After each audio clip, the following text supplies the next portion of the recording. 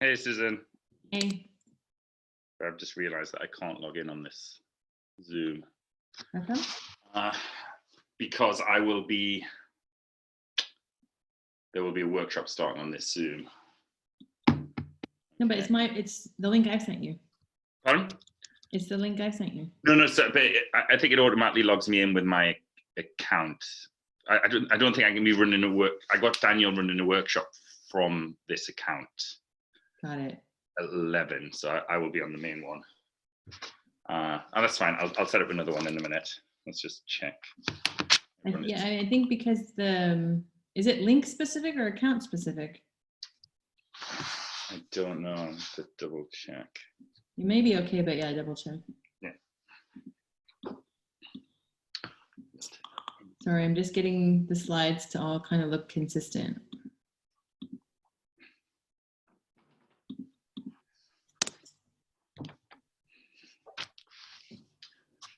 All right. So Nimisha's not joining for another 10 minutes. Yeah. And in fact, I'm signing in, but I'm going to need 15, 20 minutes as well. Yeah, exactly. So we just want to double check that everyone's plugged in. Okay. So is that Bavin? Who's that? Is that Mira signed in on someone else? Or? Yeah, no, that's me. Hi. Hey. Hello, hi. So sorry, who are you here for the session here? Yeah. Is it? Am I a bit early? It's you're yeah, a little, at 10 o'clock. Early. Okay, so we're just doing a little rehearsal, so we might boot you out for now if you don't mind, and then if you can that's really fine. What time should I come back in? About 10? About 10 o'clock. That'd be perfect, Bavin. Yeah. Okay, cool. Right, I'll see you then. Thank you. Bye. Hey guys. Yeah. There we go. Great to see you. We've got people so keen to join. They're 30 minutes early. Okay. Leading down the doors. I don't know how we get Bavin. Right. Okay. Let me.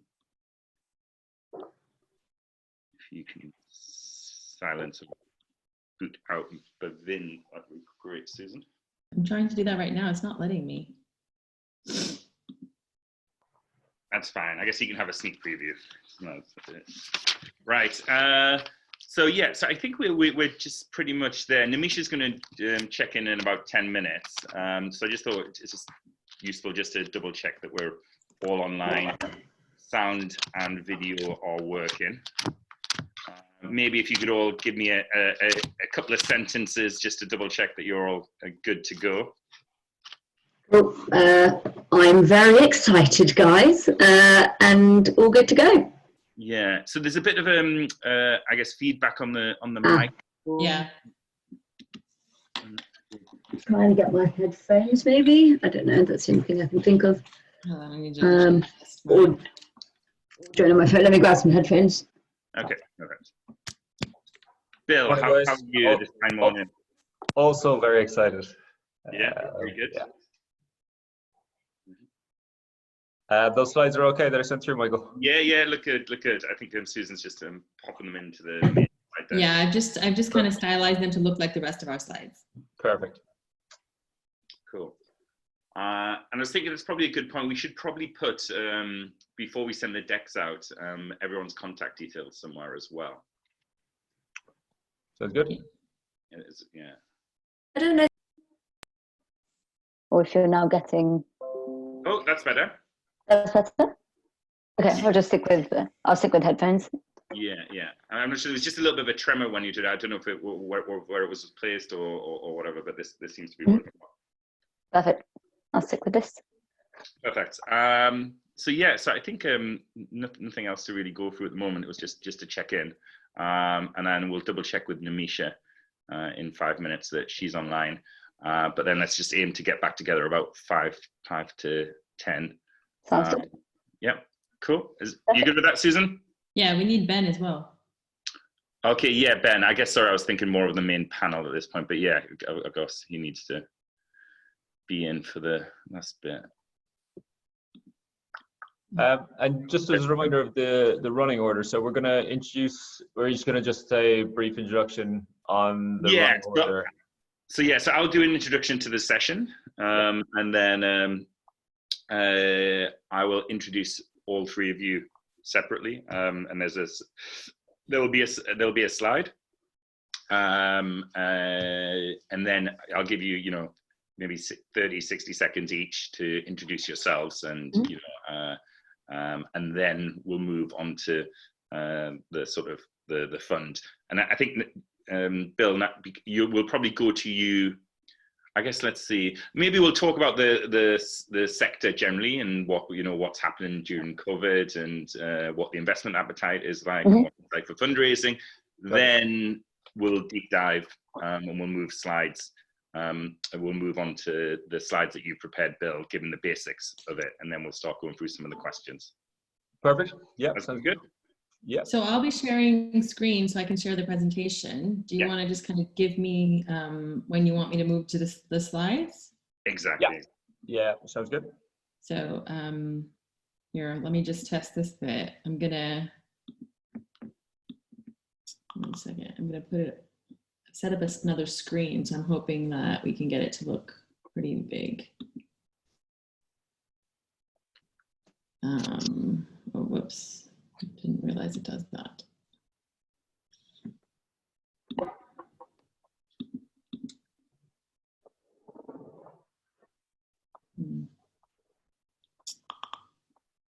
Okay, 1 second. I'm just testing something so you guys can see what the slides look like. Now I know you can see more than I want you to see. Yeah. I don't know. Okay, well, I'll figure this out, but the slides are introducing the 4 of us organizers. Then I've got a slide for the first panel. Mike, at this point, I'll just hand it over to you. Yeah, exactly. And then I just put the same slides that Bill put together on the same background. Yeah. So just let me know when you want to move on, and then we can go into the Q&A.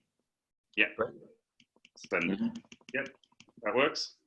If you guys want to send across your contact information, I can put it all into, so I want to do chats so that they are not distracting.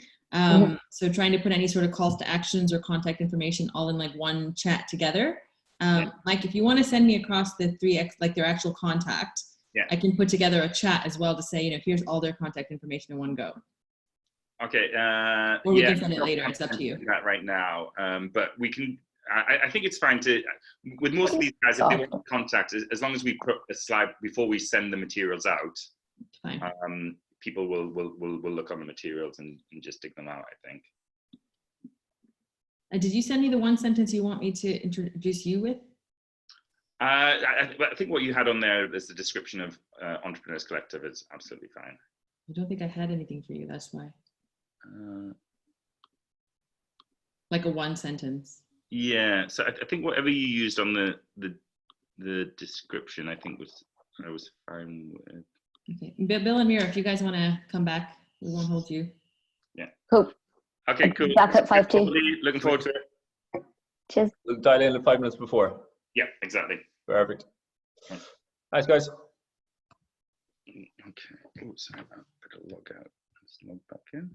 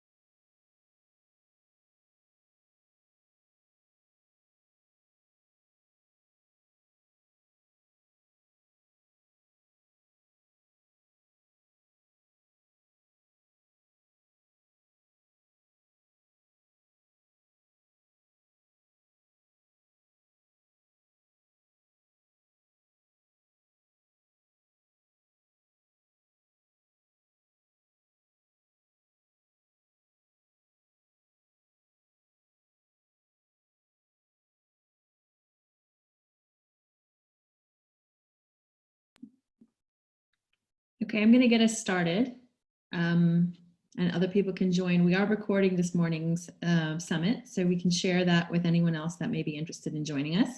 So I'd like to welcome you all. My name is Susan Campani. I'm the co-founder of Eugenie, and I'm really, really proud to be working with the Entrepreneurs Collective, the Legacy Business School, and We Coffee to bring together today's summit.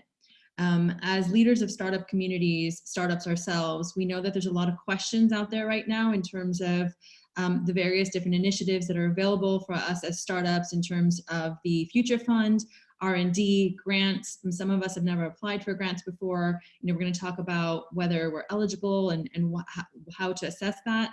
But also covering a little bit at the end as well about if none of these things are applicable to us, what can we do as startups? And Ben and I from We Coffee will also share our perspectives as startups in even being eligible, should we be taking advantage of these things from a startup's perspective. So just to quickly introduce the four organizers, we've got Michael Blakely from the Entrepreneurs Collective, which is a private members-only group designed to help founders and investors connect with other exceptional startups, investors, and industry leaders to help each other succeed.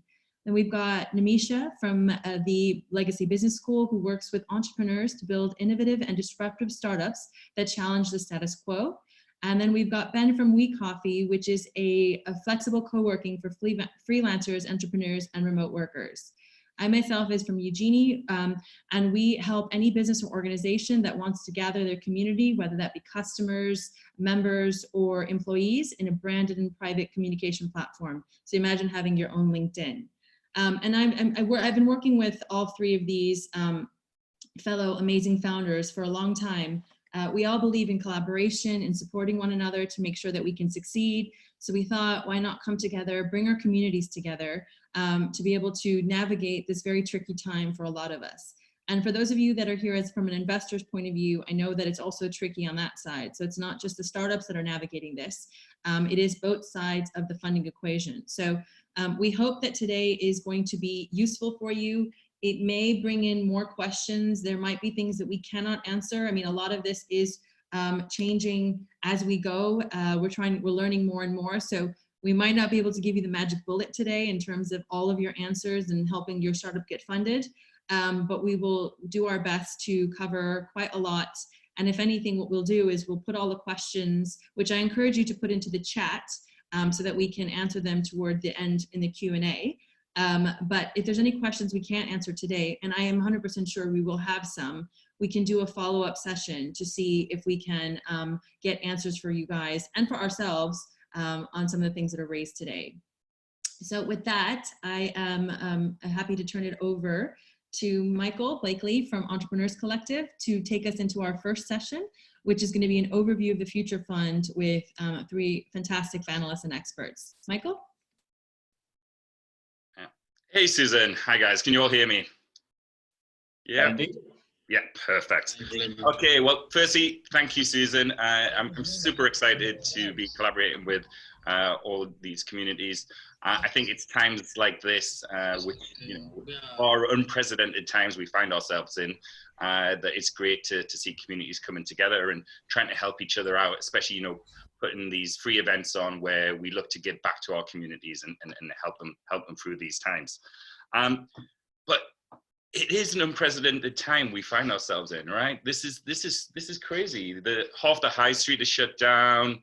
We're all stuck within our homes. I don't know about you, but leaving for 10 minutes a day or half an hour a day from your house.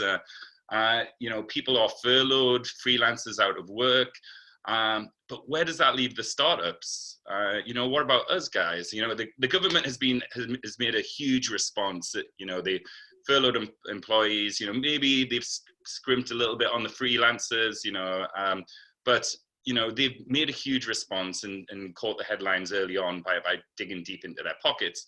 But we were left, the startup community was left to the sides, and there has been a lot of lobbying going on and a lot of talk in the sector. We, as the UK and as London, we're meant to be leaders in Europe for the startup communities. We are building unicorns. We're doing all these things right, and the government has been instrumental in putting that that atmosphere and that legal basis for us to do it. So what about this great announcement that they have come in to save startups with this Future UK fund? So this is what we're going to be really looking at. On the face of it, you know, it looks and gets some great headlines, you know, $1 billion for startups. But what really we're going to be deep diving into at the moment is with some experts, some great expert speakers, is how feasible is it, you know, to gain access to these funds? Should you be gaining access to these funds? What are the practicalities? What kind of companies will this apply to? But then also taking this opportunity to hear back from you guys as well with some questions. Before I introduce the panel, just to briefly introduce myself. As Susan mentioned, I run the Entrepreneurs Collective, which is a community for both founders and investors. I should probably also say that I am also, I guess, a founder from another perspective. So having originally started the world as a lawyer, I quit and built a dating app, which is my main startup, which I focus on, and the Entrepreneurs Collective was something that I built alongside it. So not happy with being one founder, I decided to become a double founder, jump in at the deep end. In terms of our panel, I will allow these guys to introduce themselves, but we'll start off. So we have Bill Coogan from Seven Legal, Mira from Buzzercots, and Nimisha from the Legacy Business School. Bill, why don't you introduce yourself and give us a few words? Thanks so much, Michael. Great to be here this morning. As Michael said, my name is Bill Coogan. I'm the founder of Seven Legal. We're a boutique law firm advising startups in the seed to Series B space. I've been advising companies on funding rounds for the last 5 years. Going from that first check, that first SEIS check, up to kind of around about 10 million. Our sweet spot is around the seed to Series A space, predominantly. So I've experienced scaling businesses myself. So I guess I've been advising companies while advising myself on scaling companies on the way. So yeah, that's me. Yeah, and Mira, do you want to introduce yourself as well? Hi everyone, I'm Mira Shah, work at Buzzercot. We are a accountancy firm, single office in the UK, although at the moment kind of 500 different offices all over. We do everything from sort of accountancy, audit, tax, etc. But myself, I work in the corporate finance team where we really do take the kind of focus on owner-managed businesses, entrepreneurs, helping them from anywhere from the startup stage right through their growth journey. So as Bill mentioned, we do sort of the similar stages in terms of your Series A round all the way through to growth via acquisition, say to a partial exit, to eventual exit. And it's really about working with entrepreneurs throughout their journey, whatever it is that they are doing, and supporting them. Great stuff, Mira. And Nimisha? Hey everyone, so as Mike introduced me, I'm Nimisha, the founder of the Legacy Business School, and a lot like Mike, have had previous lives and previous careers. So I started my career off as a management consultant. Please excuse my cat if you can hear her in the background. So yeah, I started my career as a management consultant. So I'm trying to bring in that sort of knowledge to all the startups, experiences I've had around applying for grant funding. What does it take to really, bring a really strong application? And then also working with startups across the space of just helping them get ready to be invested in and scale. So yeah, I'm really excited to share with you guys today. Yeah. Great stuff, and I'd say firstly, thank you to all the panelists for joining us today.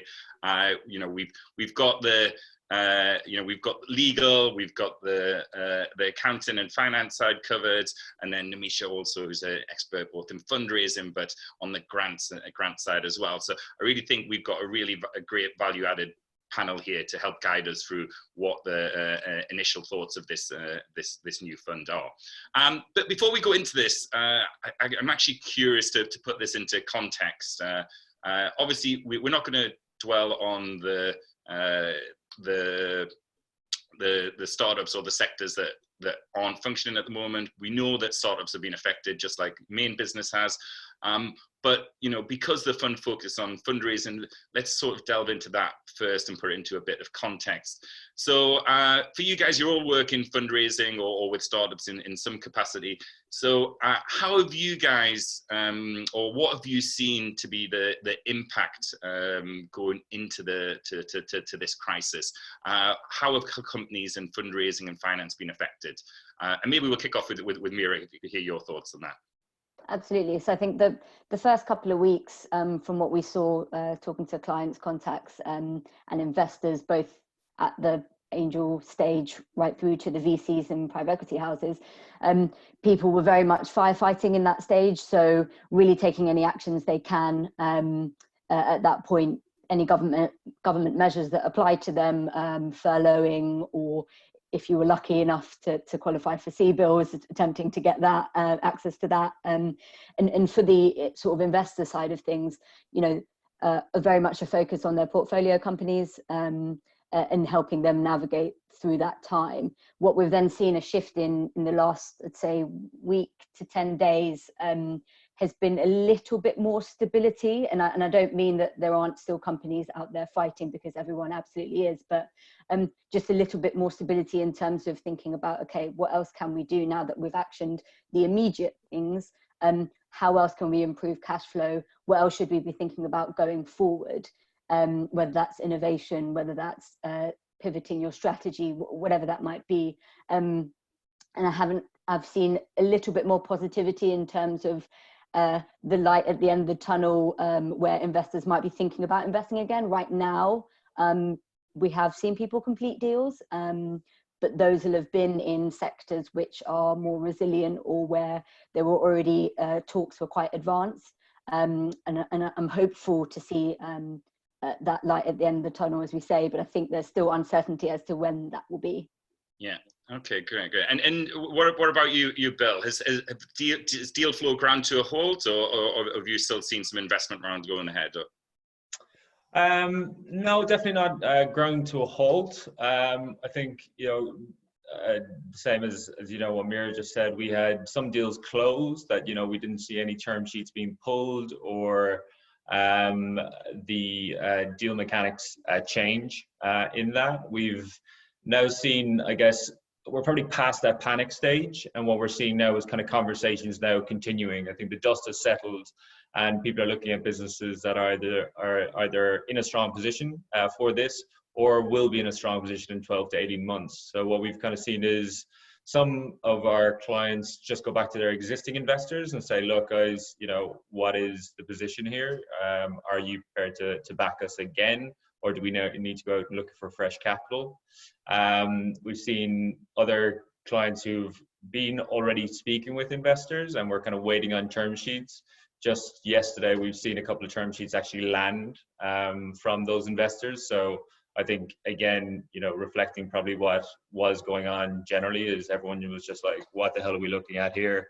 Now that the dust has settled, let's move forward. But we do have clients that are looking at that and saying, actually, we're in a bit of trouble here.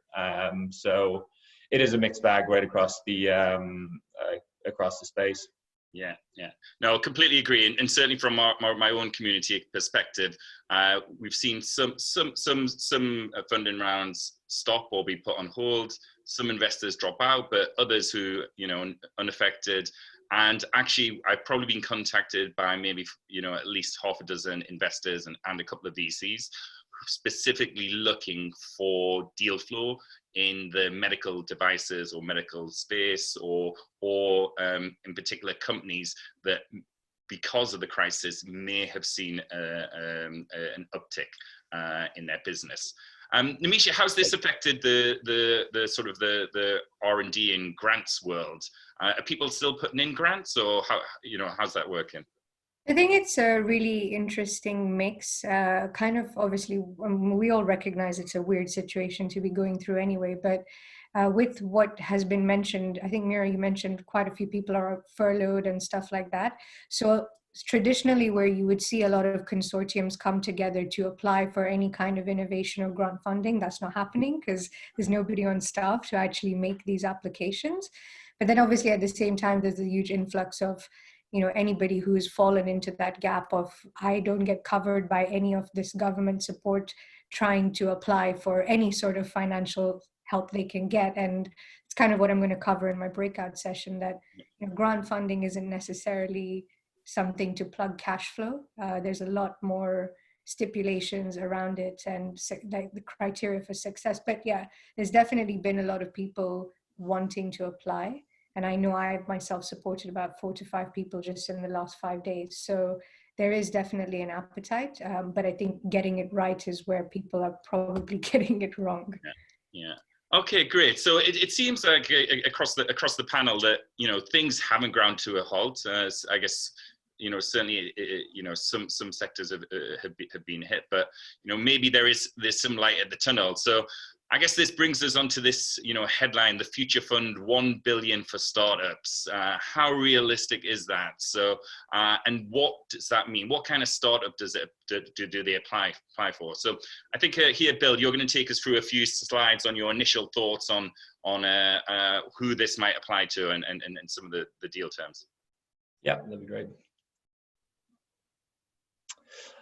So just to give you just to start with a quick overview, I'm sure a lot of people have seen these kind of headlining points, but the Future Fund is due to launch next month in partnership with the British Business Bank. It will be issuing credit loan notes between 125k up to 5 million with an 8% coupon attached and a maximum term of 3 years. In order to actually qualify to access the funding, the companies will need to be UK based. They'll also need to have attracted match funding from third-party investors to match the amount being forwarded by the government. And they'll also have to previously raised at least 250k in equity investment in the last 5 years. Other terms to note within there, and we'll go on to conversion mechanics in a moment. Some additional kind of headline points is that there's a most favorable nation clause in there, that if down the road a company is issuing other notes to new investors at a later date, these CLNs will have the option to marry any of those terms. And also that at the conversion, the government will obtain the most senior class of shares when these CLNs convert.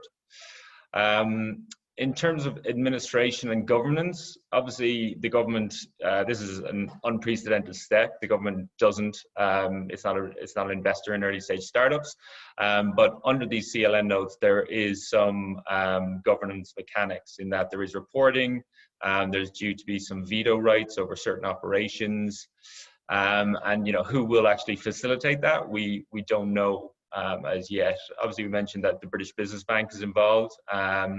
So we're still waiting on details as to what that looks like. One other point to note that has caused you know, quite a bit of controversy is the ability to actually transfer these CLN notes and subsequently the shares that would be issued on a conversion to third parties who would be buying a portfolio of these loans or these shares from the government. So this obviously puts people creates some unease amongst companies, because ultimately if you're getting into business with someone, you want to know that you're taking money from one individual. You don't want to find out, you know, 2 years down the line that your loan or your shares have been transferred to a third party without your consent, whether that be a competitor or just a more sharkish fund potentially that you didn't want to get into business with. So there's been a lot of pushback on that. And just touching on the most favorable nation clause as well, you know, effectively what we're looking at here is a set of terms that you know, companies are probably looking, it wouldn't be their first port of call in an ideal world to take funding from, but if the company then gets in quite a difficult position down the road, what the government is saying here is that, look, if you guys get totally put over a barrel by some other investor, we're reserving the right to take those terms as well.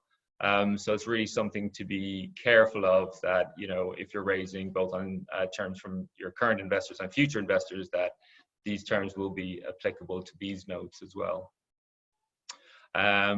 So if we go on to the next slide, Susan, please. So, you know, what has been the pushback that we've kind of seen? One is the eligibility criteria for companies that have either raised, that have not raised 250K in the last 5 years, or investors who, or companies who won't be able to seek investment of 250K in the current market. You know, as we've seen, you know, as we all know, this is not an ideal funding climate. To actually be able to source that funding is going to be difficult. Just Beauhurst released some data recently that we said we've had 50% drop off in investment numbers, both in deals and amount invested, between February and March of this year. So, you know, it's going to be a difficult funding environment. And the biggest piece outside that, outside the actual eligibility criteria for very early startups, is that because it's a convertible loan note, this is a debt instrument. So any investment alongside that will be matching that would not be SEIS or EIS friendly. This was, I think, viewed as a very strange move. SEIS and EIS has been, you know, the lifeblood of UK early stage tech investment for the last 15-20 years. It's the envy of Europe, and has been seen as, you know, one of the biggest innovations to come out of the UK, like technology or not. You know, the tax breaks that you get for early stage investment is just unparalleled. So for the government to come out and come up with a scheme that didn't marry up to that, you know, seems strange. And it's also difficult to, you know, in terms of kind of raising 250K. Every deal I've done in the last 5 years has involved SEIS or EIS, particularly on the equity side. You know, if you're it effectively, by not being SEIS or EIS friendly, you know, you're effectively taking out nearly every UK angel investor, I would say, from this. So again, you're making it doubly difficult to actually raise funding. So I think that's been the main pushback, is the quantum of both money raised and the money that's required to obtain the match funding, and the SEIS or EIS availability. So one thing I would say, with all these, with all the government announcements to date, there's been an announcement, as we said, that grabs headlines. Then there's been detail, then people have poured over the detail and given feedback. What the government has been good at to date has actually been taking on board that feedback and amending these schemes to make them more accessible for companies and individuals. So, you know, we're expecting some changes there, I think, particularly around the SEIS or EIS eligibility piece. Yeah, I'd agree with that, Bill, because I think it's just not in the spirit of what they're trying to achieve, right? Exactly. And so whilst it might have been a slight oversight in not including it in the headline terms, you know, having foreseen that everyone's going to push back heavily on it by saying, well, does that mean it wouldn't qualify for EIS or CIS? I would expect, you know, 99.9% sure that they'll come back and say, actually, your investment that you need to raise to be matched by the convertible loan notes doesn't have to be convertible loan notes, to be honest, is what I'm expecting. Because, you know, we've seen similar in other areas, for example, having furloughed staff, but then still having enterprise management incentive schemes, so share option schemes, which require you to be an employee and work a certain number of hours, contradicts each other. And, you know, we've talked to HMRC about that and said, hang on a minute. And they said, no, we're releasing a bulletin, should provide some clarity. And, you know, and I think it's that same point of, it's not in their intention to, you know, particularly when this was announced as the savior package for startups and scale ups, to kind of ignore the greatest benefit, as you said. That's similar. So I'm hoping that's something, when these terms are clarified, and they've said May for the scheme to launch. They've not said exactly when in May. So, you know, it might be end of May by the time it's launched, and in revised terms sort of announced within the next 2 weeks, say. I agree with you, Mira, but I think it's the only sad thing is, it's a strange thing given that it's one of the main drivers in investment, for them to miss?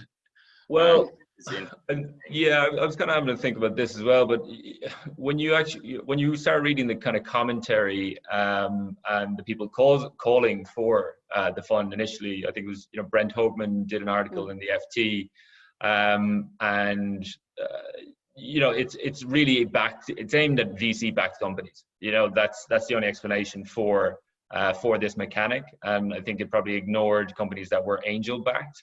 I think in the kind of open letter that Brent Hoagman wrote, it was, we need to back VC-backed companies that are going to be the next Deliveroo. It didn't say we need to back the angel community that have been supporting very early stage businesses. Like from a policy level, that kind of makes sense as well. The government is there to actually create jobs at this point. So the companies that are attracting the most capital and employing the most people are probably going to be top of the list in terms of protection and actually gaining funds. But like, I think we are, I think universally we're hopeful that these SEIS and EIS changes means that more and more companies will be able to access this funding. Yeah, and actually I've seen some possibly controversial article by VC Local Globe, one of the partners there, who actually said, I don't know if any of you guys have seen that, but actually was sort of saying, it's not supposed to be, and paraphrasing here, but the future fund is not supposed to be a catch-all. And actually, sorry, just to correct that, he'd written this before the future fund was announced, but when the sort of Save Our Startups campaign and everything was ongoing, and saying, anything that the government do isn't necessarily intended to be a catch-all of every single business, right? We still should be, and I'm not necessarily saying this is right for all scenarios, but it's the point you were making about businesses who are employing people, and it's thinking about the best businesses to back who can, controversially get through this even more competitive period where there's only, say, in this scenario, £250 million available. Who's actually attractive enough to get that investment to be matched? Yeah. Susan, if you go on to my next slide, actually, we can, and Mira, keep go. Sorry, I think it's the next one. Yeah. Oh, so Mira, sorry. Take it away.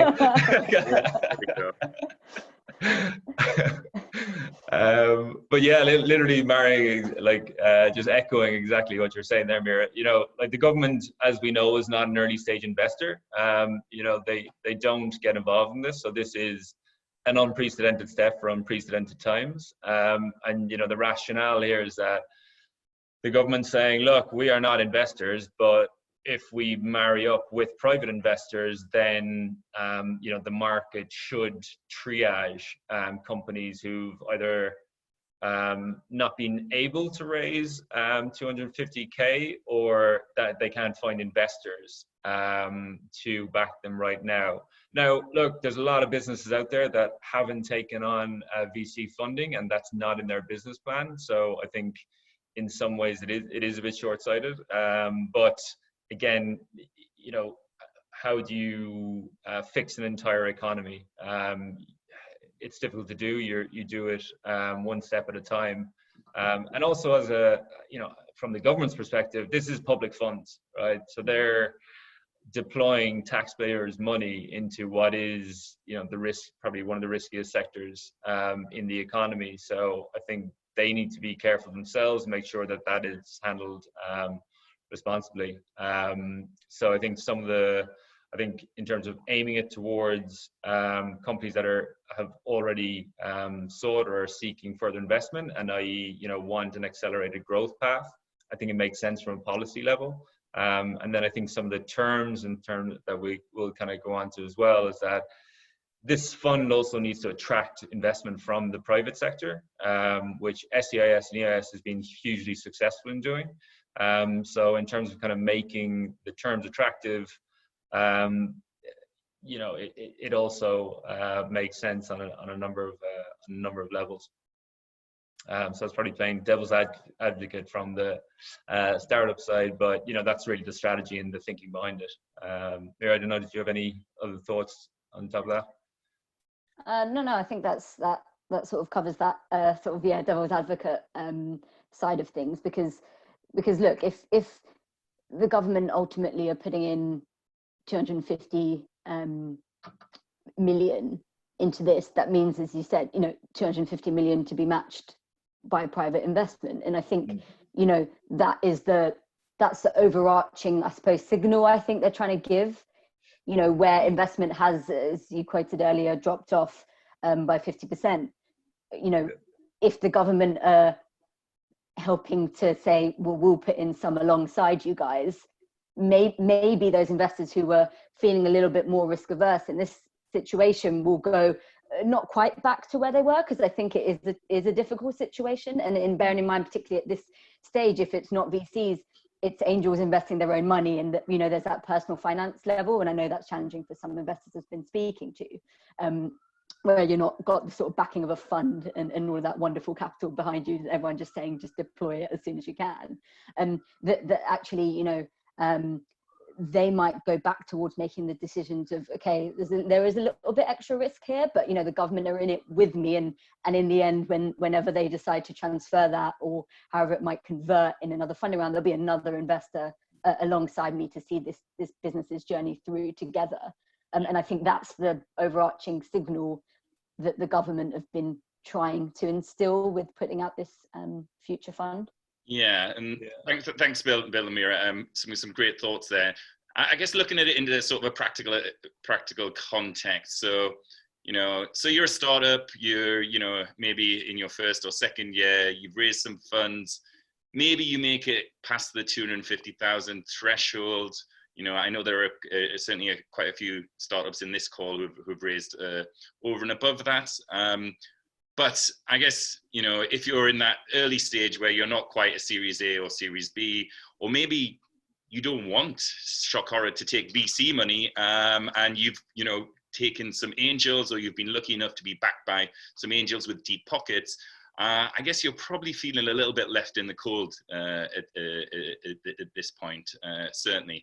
But I guess, let's say, for instance, let's take the example that, yes, okay, you've taken you've got a VC who's invested in you, or potentially let's work on the premise that maybe the government will soften this a little bit, and maybe this will include some angel investing. Now, I guess the next question to look at is, how attractive is this scheme? What are, I've heard that, like you mentioned earlier, Bill, that this is, in fact, a fund written, by VCs for VCs to some extent. But does that pan out when you look at the deal terms? How do they compare to the rest of the market? Yeah, I think it was written by Oric and Taylor Westing, with the two law firms that are involved, actually. Okay, yeah. How did the terms? I would liken it to a founder taking out their credit card and using that for the next 3 years, effectively, to fund their business. That is the kind of, the level that we're looking at. What you're looking at is a 3-year term with 8% interest, but the big piece on the repayment is that it's 100% redemption. So if you were to take this money, get to the end of the 3 years and say, look, we want to give, we can repay the debt plus the interest, you're looking at 100% penalty here. So the effective interest rate is much higher than the kind of headline grabbing 8%. So yeah, like, I guess from a advisor perspective, would I be encouraging my clients to this being their first port of call?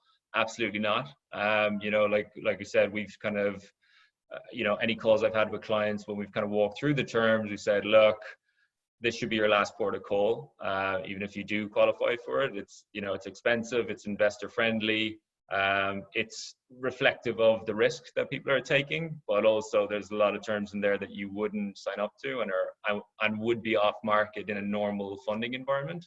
Yeah. We're not in that right now, so those terms are reflective of that. If a bit overboard, I think the redemption premium in particular, people have really pushed back on, and there's already calls to reduce that. And I think that, so just to interrupt there, that Bill, the other point, and you've covered a lot of them, but the other point that really struck me is you know, what you're doing whilst in this, you know, fairly desperate situation where you're just looking for immediate funding to keep your business afloat, is you're bringing on board, you know, when you're looking for the match funding, if you don't have those, say, investors readily lined up and you want to act quickly, you're potentially bringing in investors maybe you've not thought through how that will interact with even your employees, with your longer term strategy. Like, do they actually fit in with that? And the same goes for the fact that the government can transfer this at any point. You know, and you were saying whether it's a sort of more shark-like fund that you end up being in bed with sort of a couple of years down the line, which you don't really have any control over. And that's, I think that's one of the trickier bits politically for a startup to make that decision of, okay, do I ultimately take that risk because I need the capital and I still believe in the long-term strategy, you know, and where I'm going with this, albeit that they might not end up being the investor you wanted to be in bed with. In the end, you just don't have oversight over that right now, or as much control as you'd like. And I think that's why I totally agree with you that it's not something to jump into as your first call of action. Yeah, I guess from a startup, and just to give I guess a different point of view, and I sort of looked at this and you know, thought, well, look, as a startup, we're a couple of years in, we've just started generating revenue, but probably not the amount of revenue that you would be able to get alone. Certainly from my perspective, you know, I think we will be doing a fundraise at some point soon. I guess the question, you know, for me is, you know, should I be doubling my fundraise? I guess from one perspective, you can look at the fact that, okay, it's 100% redemption in a few years' time, but I would suspect over the next 12 or 24 months, either my company will go under, in which case I won't pay back any of it, or the 100% redemption will actually not be amount in comparison to I guess the increase in valuation and revenues of the company. So from that perspective, when there are other options out there are fairly limited, you know, for me, could be the case of the best of sort of other evils that are out there. Absolutely. Look, you know, like I think, but I think that's probably where, you know, I think that's the thought process that I've definitely seen amongst our client base is, you know, what are our options here? And this is probably towards the end, if not the very last option, for most of our clients at this point. Now, as we said, if the funding environment really drops off a cliff, and you know, if it's another 50% drop in data coming out at the end of March or at the end of April, and people start looking around and saying, you know what, I actually am getting very nervous here about being able to raise, then I think, yeah, there'll definitely be a big take up on this. And look, to be honest, there will be a lot of take up on this deal. I think particularly if the terms are made a bit more friendly, or if they open up the terms in terms of making earlier stage businesses be able to access this. And yeah, so I think in terms of the kind of like the numbers, I think, you know, 250K match funding, it will reach a lot of companies. I think last year there was about 1,300 seed deals done. So I think, you know, if those companies can access this funding, I think there'll be quite a lot of funding actually to go around in terms of getting into those businesses. So it really will depend on what the funding landscape looks like in the next 2-3 months. Yeah, and I think the only thing I'd add to, yeah, and I think just to add to that, you know, what are the other options there? You know, going to existing investors first, which I'm sure everyone is already done, and having those conversations, considering whether you have the ability to raise outside of this future fund, because obviously if you're taking a discount on the next round, you know, but actually you in a stronger position where you might have been thinking about raising in, say, a year's time, you know, in order to meet your sort of cash flow needs and the business's growth needs, should you think about, say, bringing that forward a little bit, if you're able to, and actually those terms, albeit at the moment valuations, particularly in certain sectors, have dropped significantly. In others, we haven't seen necessarily price corrections for deals that have been completing. So I think it's considering that as your option. There's also, and I appreciate this won't go necessarily far enough for all startups, but the bounce back loans, which will launch on Monday, as a kind of short-term cash injection into the business. But I think the other option, Amira, and how much are those loans? And can you give it, because it's a little bit more insight? Sure. So I think some more details may be being released, but the headlines are £2,000 to £50,000 pounds to a maximum of 25% of your turnover. And so the government have sort of made that, or at least promised it to be quite easily accessible with a short online form. And money within sort of days, rather than, I suppose that's for the very smaller end, compared to the CBILS side, which again was promised to be quite easy, and we all know didn't turn out to be that easy.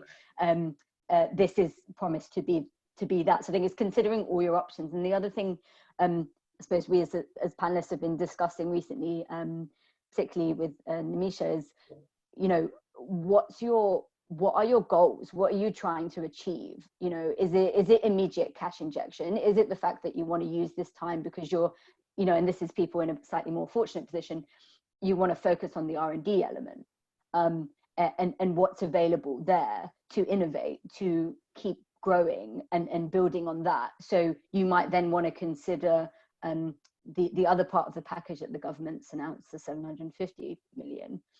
Rather than this 250 million on the future fund that we're talking about, and thinking about what you need to do there. But it's, for me, I just say it's, you know, trying to not be short-termist about it, which I appreciate is easier said than done. But, you know, getting in these, accessing the future fund immediately without thinking about implications of even, say, your employees, how are they going to feel?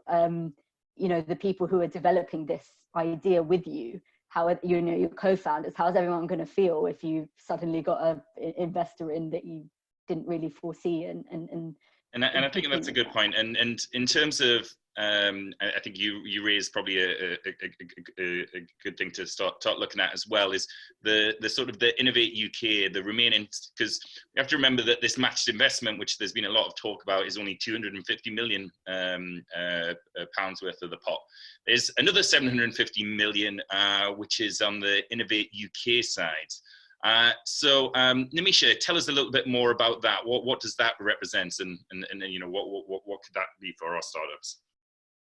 Okay, so I must be extremely unlucky today because there's gardeners right near us. I don't know if you can hear all of that. Not too bad, not too bad. Okay, cool.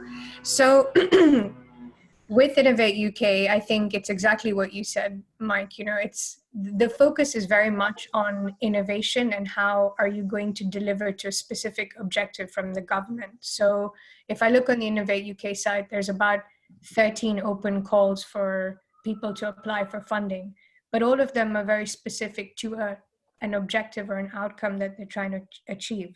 So even though we look at the future fund and think, okay, this is kind of free cash to do with what I want because I get a pot of it, it's, as like Mira and Bill have said, it's not exactly the case. It's very similar with grant funding. There are very specific objectives, very specific outcomes, and often there's a couple of examples of some of these outcomes. Right. So let me actually pull one up and I can kind of just roughly talk you through that. So one of the ones I've been looking at with somebody is around organizations can apply for a share of 9.3 million to demonstrate market creating innovations in low income countries and emerging economies. So what they're looking for here, and again, this is why I think for startups, it's really important for you guys to remember the context within which you're applying for these grants. So we know, for example, because we Brexited, a big part of the government initiative is to focus on building trade links with the Commonwealth or with, you know, the wide globally. So how does your solution fit into that? And when you talk about objectives, they'll be looking at things like, you know, is your solution robust enough to survive a 5 to 10 year period? Now, if you're a 2-year-old startup, you wouldn't even know that. so you'll automatically be disqualified. If your solution is, so some of the things they also look for is how easy is it from a technological perspective, for example, a country like Kenya to come and pick up this solution you've developed and deploy it across their economy effectively and quickly. So all of these things on the surface may seem like really straightforward because startups are probably eloquent enough to articulate that to an investor. But it's kind of what you said, Mike. This is government money, and they're not an investor in the typical sense, but they'll approach this exactly in the same way. And if that even more, because they'll have all sorts of red tape and governance on their side to say, does this qualify? Does this fit into our criteria? When could we see a return on investment? How can we actually make sure that the startup has the right team in place to deliver to us if we were to give them the money? So there's, I think, over 100 points of criteria that they're checking, which on the surface or on their website, it's not so obvious, but if you were to really break it down, this is what they're looking for. So this is why you typically see bigger companies or consortiums of companies win grant funding as opposed to just individual startups. I guess you mentioned earlier that a lot of these corporates are furloughed. So now is a good time for us little guys to strike? Yeah, I mean, it's funny you mentioned that, because I was actually talking to my partner who works in one of these big consultancies to ask him, what's been happening in terms of, are you guys applying for more grant funding? Because most consultancies typically do. And he said, well, there's this interesting phase we're in where it's, if you're a very big organization, you're kind of at the top high end with high employees and high growth, or if you're a startup and you're kind of at the lower end, it's the people in the middle who've mainly been furloughed. So you are still competing with big companies who would apply because they can afford to have people on their staff. But what's been really interesting that I've been seeing is startups actually working with these bigger companies to form consortiums to deliver on that innovation. So that's something I typically encourage startups to do, is if you believe you have a solution that is going to solve their objective, try to leverage some of the things that they would be looking for from you, or a good application, through other partners who are more established or have, better cash flow or stuff like that. And actually, something that I have noticed a lot with Innovate UK is they're aligning a lot with sustainable development goals. So some of the, I have the opportunity to look at certain things that they are proposing as funds for innovation going forward. And everything that they're doing now is aligned to SDGs. So something for all of you, if you are truly applying for these grant funds, look at how you can align what you're doing to delivery of sustainable development goals, because this is kind of becoming like a uniform way to measure how successful a business will be. And partnerships is a big part of that. So I think a lot of startups tend to run away from partnerships or collaboration because it's quite difficult to navigate. But this could be a chance for any of you to truly collaborate with a big... So I guess on that point, so looking at sort of obviously, collaborations, I think for some of the more established, I think startups may be an option if they, if they've got the necessary sort of, I think connections. And as we know, working with corporates can be quite time consuming and take time to onboard, unless you've got an in with a connector or someone who has links to those guys. But I guess we sort of, you mentioned there's 13 different aims at the moment, and I guess we should say you're doing a workshop later on specifically on the application.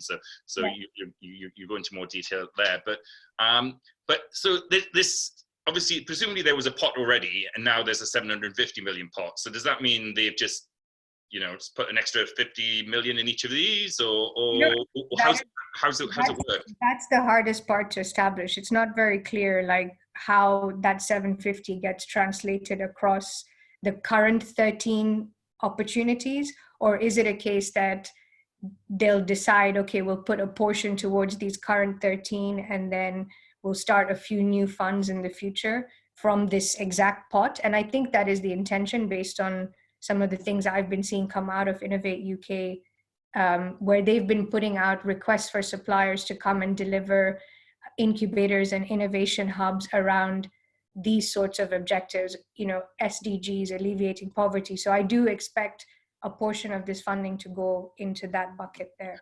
And there is, like, I remember I looked at this a while ago, and to be honest, I sort of, my general perception as someone with a dating app, thought that the government wasn't going to give me any money just because we simply didn't align with things like sustainability and other sort of administrative priorities.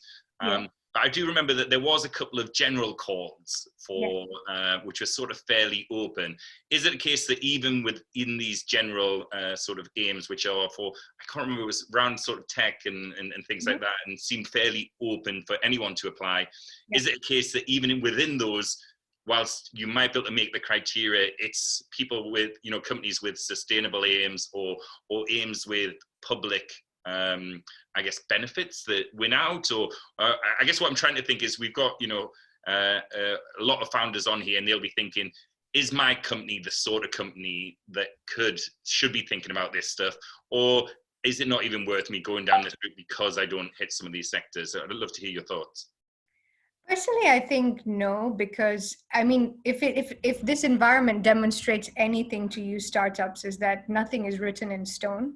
And the best example I can give you, Mike, is actually a startup who during this period did a seeders, got overraised, and now has a partnership with the Prince's Trust. And this is quite like it's a very fast trajectory for a young company. But I do really believe that if you're open to partnering and really exploring all of those points you raised, Mike, like how do I fit in, even if it's not obvious that your tech or company has a sustainable angle or an SDG angle, it's worthwhile you exploring facets of that. Like if you're just going to, like for example, your dating app, it's really interesting. We were looking at an application a few days ago where we said, can the dating app be pivoted just to connect people in isolation? So the same concept, use a geo. So we actually give our dating app away free to people who are lonely. So well, there you go. So that is a huge societal pillar that you're serving, especially given this current climate. So absolutely you can apply. But I think you have to really think outside the box about like how you can frame what you're doing to what is needed at the moment. That's the one thing people forget. Grant funding is there for real needs that have to be solved. So it's not like when you're getting an investor to invest in, hypothetical or future-based idea. These are genuine problems they've identified that need solving immediately or very quickly.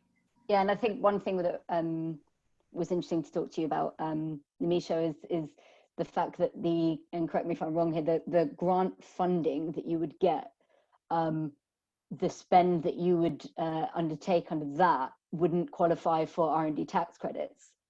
And therefore it is really thinking about, is your aim to solve those problems and work with someone and get the grant funding to find those solutions? Or is it actually, I'm sort of clear on what I'm doing, and actually I just need the cash injection. So actually I'll do R&D tax credits, and one of my colleagues will be doing a workshop on that later as well. And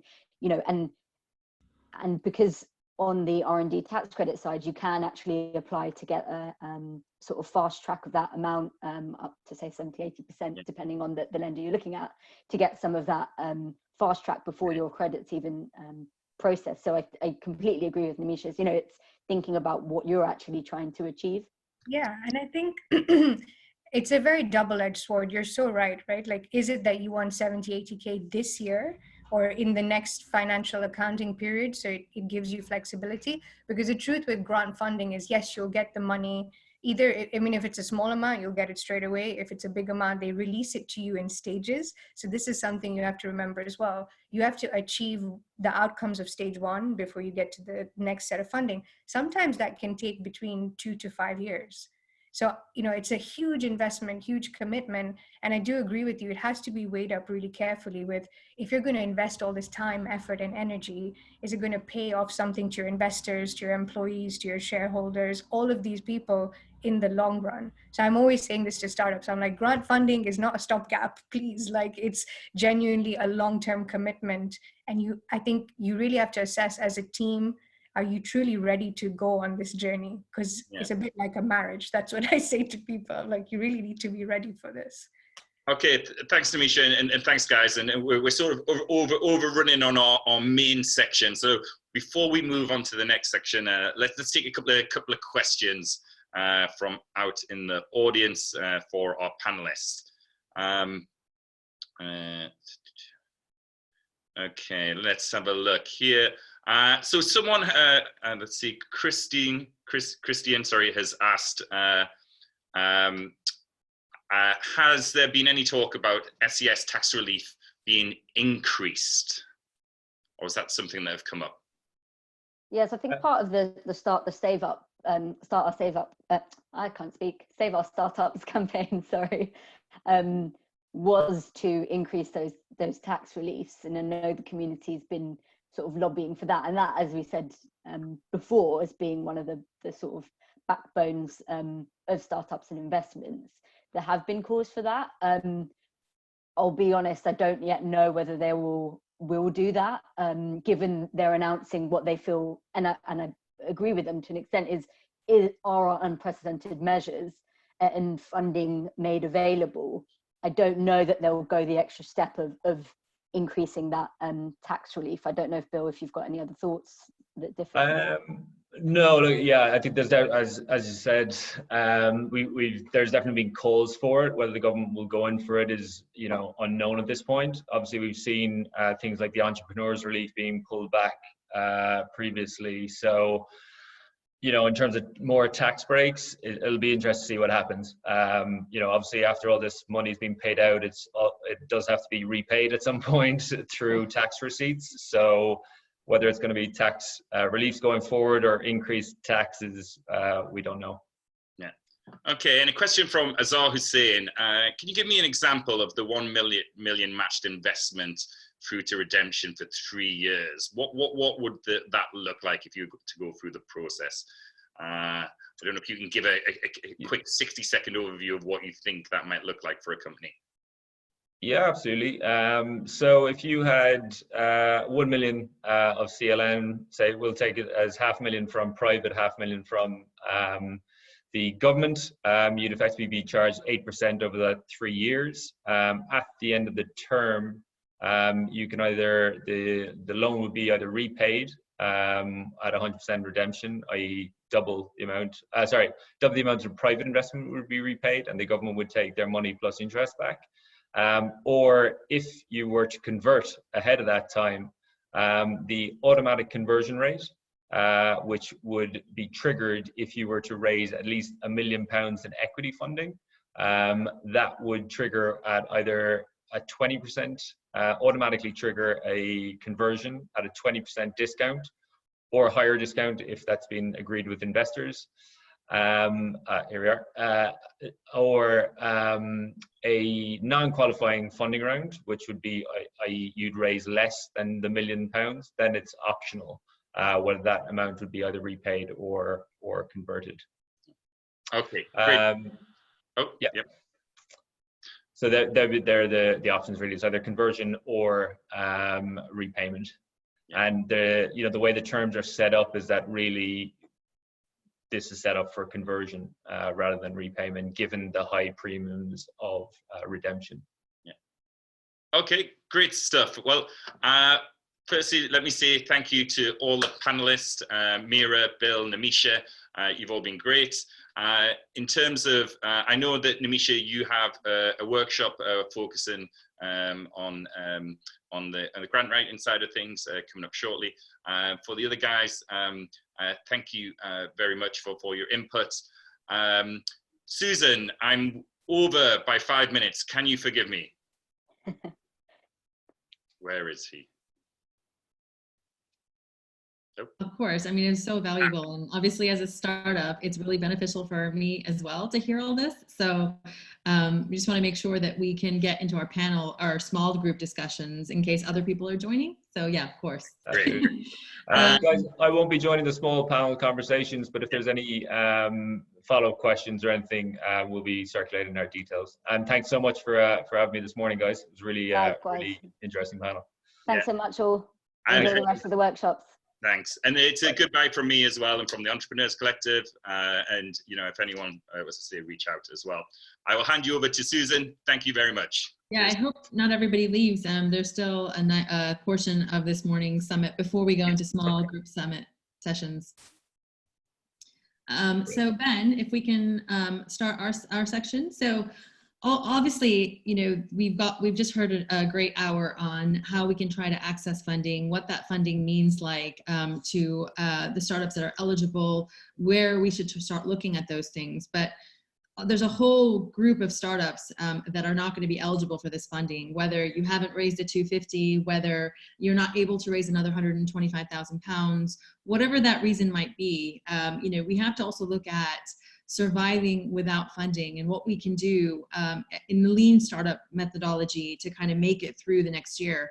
A lot of what I've been hearing from, you know, experts and investors, we've been doing lots of events, is about how can you be lean? Because if we come out of this next 12 months and we survive, we can then probably be in a very good position to raise a round of funding next year. So Ben and I have put together some thoughts on what we're doing at both Eugenie and WeCoffee to get through this time without raising funding. Because although Eugenie is eligible, we have raised the requisite amount of funding previously. We're not sure that we want to take advantage of this scheme. So we're looking at other ways in which we can survive the next 12 months. So Ben, I'm gonna just jump into your first key point. Ben? Hi everyone, thank you Susan. So my name's Ben and I'm here today from WeCoffee. So I'm going to start with a smile, but not the most positive statement, but don't worry, it will get better, I promise. So not everyone is going to survive through this period. That is a fact. I look at 3 ways though that you can look at survival techniques to get through this period. The first we've kind of covered a bit this morning, which is some of the government support. But as Rishi Sunak, our Chancellor, has said himself, the government will not be able to save every business. And that means that for some of us, we'll have to look for alternatives. One of the alternatives will be looking at your internal operations and how you can run these in a leaner fashion. And Susan's going to cover some of these today. And then there's a third option, which I will start to cover, but it's this third option which really puts pressure on the founders, the directors, the executives of these business, and is something that probably many of us are feeling today, especially those of us who aren't eligible for the survival techniques provided by the Future Fund and other government support measures. And I want to tell you that I'm not making a statement today, or anything I tell you sitting in an ivory tower. I don't run a Zoom business or something similar that has suddenly accelerated over this period. I come from a position where we ran a business that fundamentally relied on providing free and affordable workspaces to people in hospitality venues across London that are now closed and not available, meaning we had to make our memberships free and all of our revenue effectively disappeared overnight for an indefinite period of time. So as I say, I'm not in an ivory tower. I'm down here with you, facing many of the same challenges as other smaller new businesses. So if we can go to the next slide, Susan, there is a positive, and I talked about a third method, and this is what I would call evolution. Now I say that evolution is very different to survival. So if I go back and look at the sort of anthropological evolution of mankind, Homo habilis later on through several stages became Homo erectus, and through several more stages became Homo sapiens and the humans that we are today. Now, Homo habilis did not survive technically through all of these different modifications and evolutions. But what it did do was evolve into something much more powerful than it ever was before. Now, quite often this pressure is applied to us on businesses and founders, entrepreneurs, through the term of pivoting, which I would associate very much to evolving. As someone who came from an engineering background, I think it's important to look at what pivoting really means. So for me, pivoting as an engineer is something when you have a central point, pin or shaft around which something revolves. And this is really important, that word central point, or 2 words, sorry, central point. So what I'm not saying is to go off and start making face masks when you've been running an affordable and flexible co-working service across London. It doesn't align with the values. It doesn't align with any of the sort of assets we hold within the business. and has no core central point relating to what we do. But in fact, a pivot is much easier than this. It's much easier than going and finding a manufacturing supply and understanding all these regulations. It's looking at what the value you offer in your own business is today and how you can provide that in a new way to other people. Now, Susan's kindly put up some examples that probably a bunch of you know already. So YouTube didn't start off as this huge video streaming platform. It was a dating application. Slack started off as a gaming company before becoming the big communications platform that it is today. Groupon started off really strangely as a way to gather behind and share social and charitable causes. And Shopify was a singular e-commerce site. So all of them have gone through a really big pivot today. And actually the example that I want to focus on as a bit of a case study is Slack. And the reason I'm going to focus on Slack isn't actually Slack itself. I'm going to focus on its founder.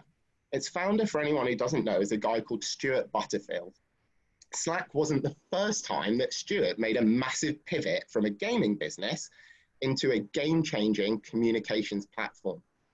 The first time that Stuart did this was with a business that many of you may remember called Flickr. Flickr was what has led to us having Instagram today. He exited to Google for a substantial amount and has allowed him to go on to some of the other entrepreneurial endeavors that he did subsequently, leading to the evolution of Slack. So how did this guy twice manage to take a failing gaming business and convert them into these game-changing communications platform? Well, the first thing that was born out of this was necessity. These pivots didn't come around because he just thought it would be a nice idea. It came around because his businesses were dying completely and utterly at the end of their tether. So Flickr, which had started as this game, was in 2002. It was the end of the dot-com boom. The bubble had burst.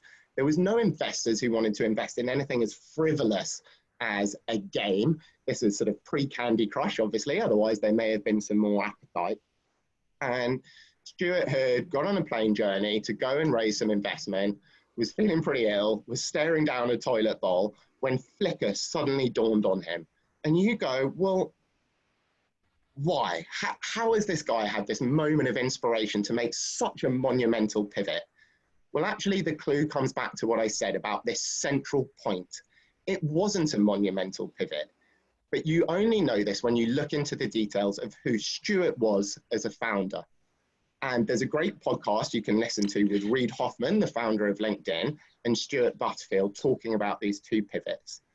And when you look at Stuart's background, this is where the key comes from. He grew up in a very small community in Canada, and he wasn't a big gamer. He wasn't completely passionate about computer games. What he enjoyed about games was the community and collaboration that they brought together. And now you can start to see how someone's built a collaboration platform. Then when you actually look at the games themselves, the one that led to Flickr had a Dropbox where you could put photos in, you could share them on other people's walls, and you could chat to each other within this game. So it was a feature within the game.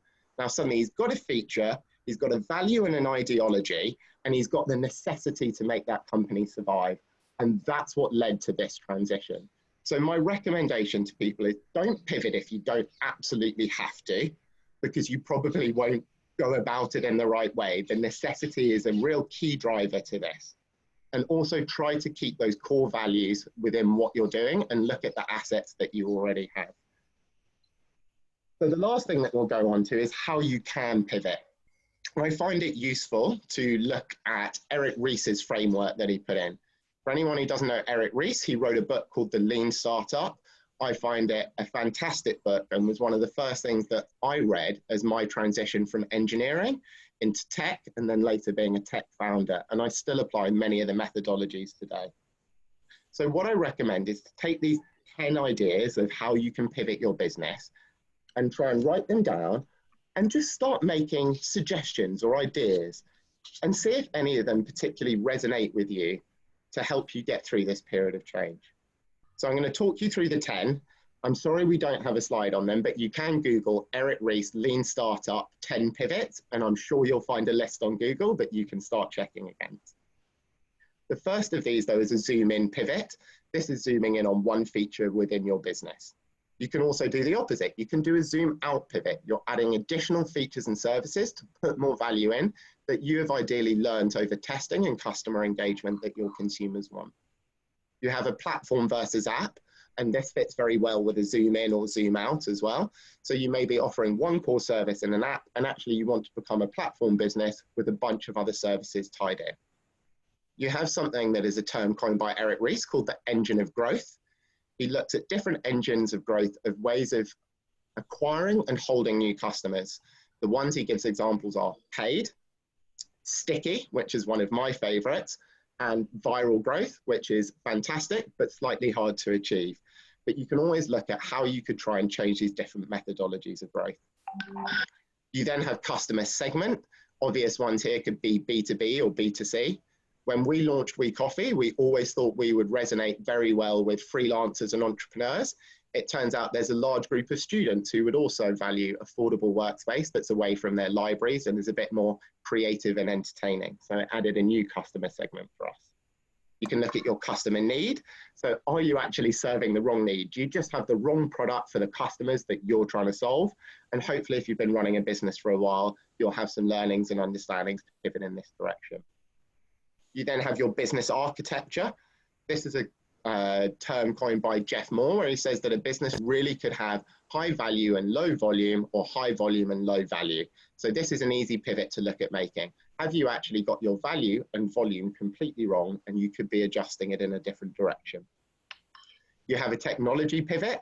I look at this fundamentally as looking at new technologies that may be changing your industry by making your operations, your manufacturing, your processes substantially more affordable than they are and less costly, providing better profit to your business, making it now a viable and sustainable business going forwards. The last two are value capture, so that's how you receive money. One that we did was we looked at who actually was paying us as a business in an early stage. We changed who was paying us, and we looked at different models, including advertising and subscriptions. The last of this is your channel.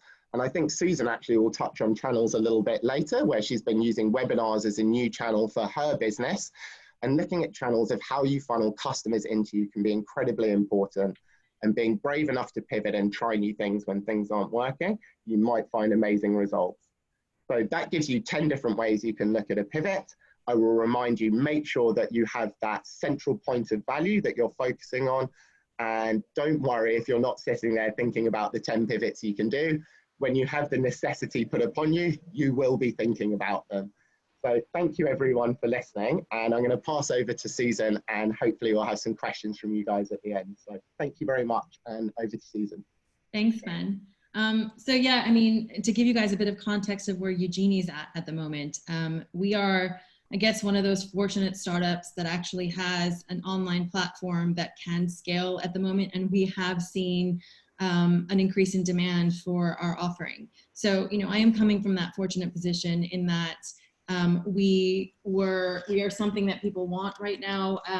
But on the flip side, we've always been a lean startup. We've not raised a significant amount of funding for what we've built, but we were in a fundraise at the moment to raise for growth, essentially. So, you know, a lot of what Ben touched upon, we're also looking at, because we need to get our growth from, instead of pumping a lot into digital marketing, we need to get it from other places. So, you know, just touching upon our journey, and before I jump into some of the points of things we're doing, is that we're going from app to platform right now. You know, Eugenie started as a mobile app. We've done quite a lot of pivots since since we started. We first started as a task sharing platform. So it was a very different idea to what it is today, which is essentially a full communication platform for businesses to connect all of their stakeholders. But we, you know, in the last month, we've gone from app to launching a web platform next week. You know, we're focusing on, and I'm going to jump into the first point, we are actually going to be focusing on at the moment our existing customers. So in addition to kind of obviously wanting to sell, so the point is two things actually, is that we obviously want to attract new customers, and you know, we need to keep selling, we need to keep being out there. And one of the challenges that we've been facing is that, you know, we need to conserve cash flow. Is one of the other points that I'm going to touch upon, is where can we conserve our cash flow to make sure that we have the longest runway possible. But at the end of the day, we still need to keep selling. And as a business that has an opportunity right now, how do we manage that, trying to keep the cash in the bank, but not miss out on the opportunity to grow Eugenie at a time where we're already seeing an organic uptake? How could we accelerate that growth? So we are in a fortunate position, as I said. So, you know, in terms of the growth engine for us, it's always been for me getting stickiness, getting organizations really using Eugenie for not just one functionality, but across features, so that it becomes a vital part of how they run their membership or their organization.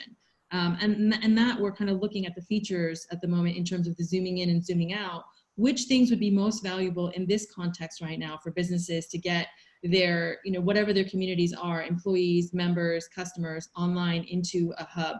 So, you know, we're looking not only at growth in platform, but looking at that. But in terms of the customer retention piece, you know, I work very closely with our early adopters. We are definitely early stage. So we're not, you know, very far along in terms of, we launched at the end of 2018. But I'm talking to our existing customers all the time to not just get feedback on the existing platform, but understand what their new pain points are at the moment. How can I take my product and serve them better? And that might be that I actually put aside my plan or my plan for 2020 to serve them better. And one of the features that they want at the moment is definitely, you know, payment integrations to make their lives easier. Because a lot of these guys weren't necessarily, you know, there are a lot of real world communities that are now coming online. So we need to look at functionality that can serve them better. But ultimately, yes, we need to continue to sell. We need to bring more customers in. So our strategy is also going out to those communities, which will be the final, our community that we have already, our final bit to see how can we get organic growth through recommendations, referrals, and, you know, bringing in, just using our network for the network effect, which we have used quite a bit all along. If we look at cash flow, I think there's 4 different areas that we can take a look at in terms of maintaining cash flow. And I know, you know, we're talking to our existing investors because of course they're the first people we're going to go to try to raise a small round right now for growth. And, you know, for them, it's obviously the top principle is let's make sure that we're conserving as much cash flow as we can. So although I'm talking about growth and I'm talking about marketing and, you know, we're launching a new platform, obviously we're investing in that.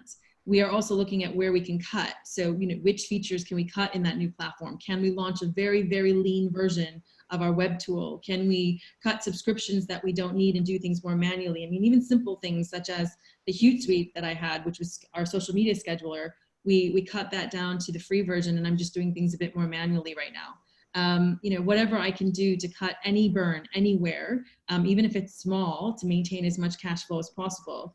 And we threw out our financial forecast for the year when, you know, COVID happened and lockdown went, and redid it. So, you know, going back to the drawing board of saying, this is the funding we have, this is what we have left. We, you know, we may or may not be able to raise. I mean, we had the full round fully funded, but the one investor got hit really hard. He's in the hospitality sector. So we lost the entire round in one fell swoop. So, you know, we are going to have to take a look at how we can grow without having that injection of investment. In terms of staff, what we've done at Eugenie is we've offered some of our, you know, kind of agencies and freelancers that work with us that we're happy to have as part of our family in the long run, equity-based vesting equity, so that we pay them less right now and they become a member of our team. And of course, I mean, we all feel that, you know, once we're working together to get through this, everybody will be more bought in and actually probably end up doing a much better job because they're have a stake in the business. And, you know, as Ben said, I don't want to touch too much and make it too negative, especially because we want to go into our small sessions. But the idea of looking at, can you shut down for a certain period right now? Can you shut down a part of your business? You know, will it survive if you completely shut down and focus on something else or focus on one part of it? One of the, you know, the pivots that we can do is if you're going to zoom in on one feature, might be really, really going into that one feature, but that might leave a part of your business completely, you know, closed for this stage. Eugenie was looking at working with, and actually we have a bunch of corporate pilots on hold right now because the consultancy side of our business, which helps us work with the corporates, is done face-to-face in, you know, proper strategy sessions, which a lot of corporates don't want to do right now. So, you know, we've had to face also our segment, the people we're going after, and our strategy has changed from some of these larger corporates that will come later. So I'm not afraid that they won't, but the people that can make quick decisions right now are the smaller business owners, the smaller communities who can say, I can get this up and running in a day. Susan, can you help us do that? So we've also changed our kind of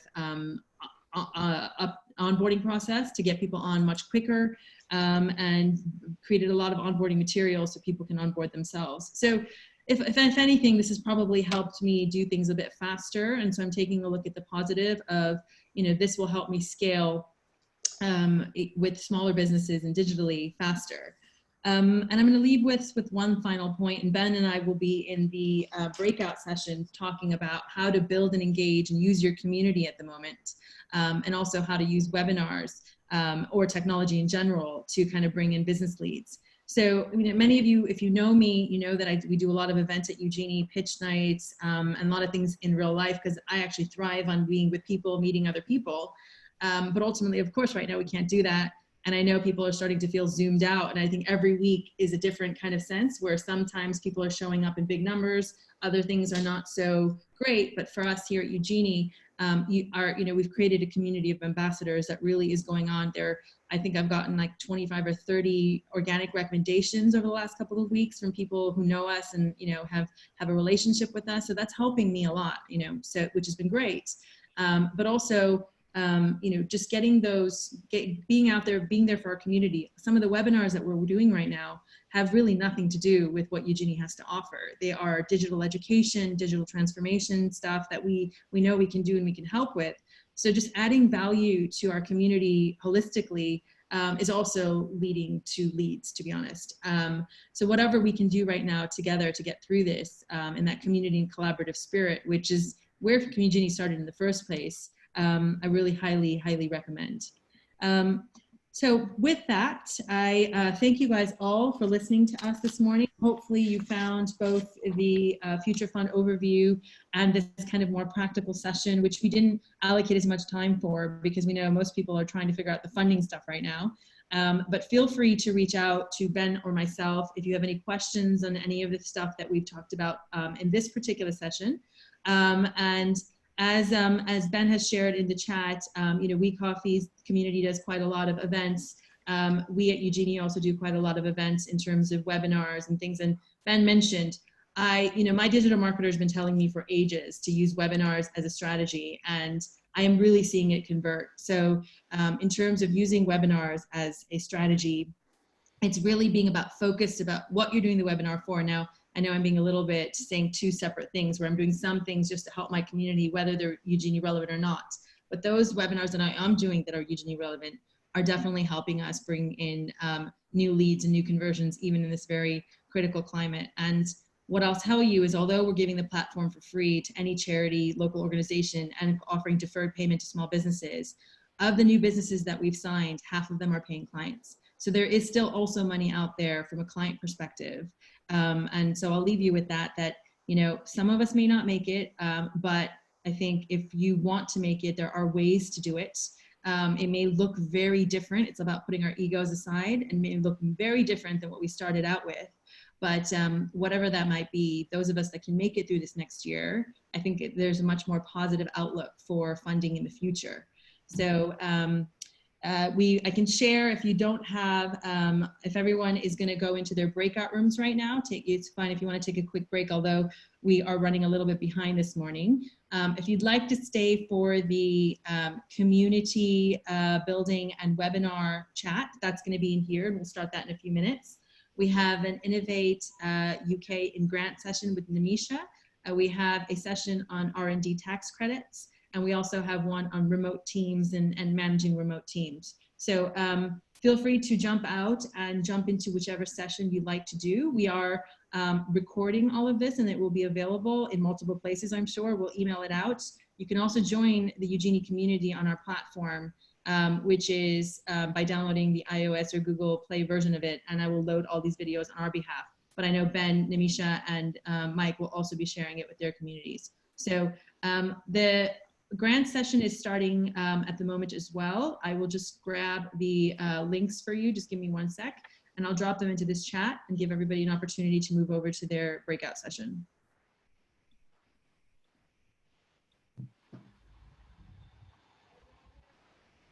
If anyone has any questions while Susan's sharing the links out, guys, please feel free to put them into the chat.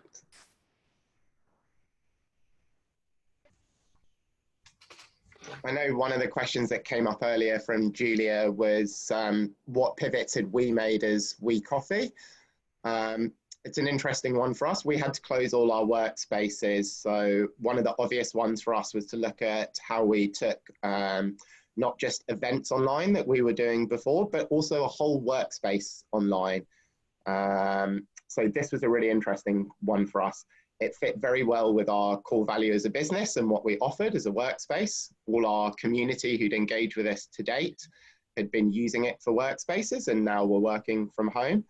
So it seemed a very logical step. So this was one of the ones that we did very early. In complete honesty, and bits of it worked and bits of it didn't. But what was exciting was over 5 weeks, we managed to have about 300 to 400 people come through our online workspace, and we started to learn how it worked better. And we started putting in Pomodoro sessions and more structure. And I think that's an important thing to know about a pivot. You don't pivot overnight and always have complete success. You have to convince your co-founders and your teammates on the journey with you, and you have to be willing to learn as you go. So that's one of the ones that we did for Julia, who asked a question as a pivot as a business.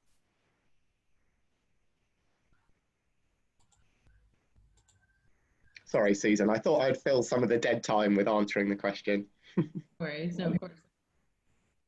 No, sorry about the remote working. I grabbed the wrong link, but go ahead and check out that the remote work, the correct link below.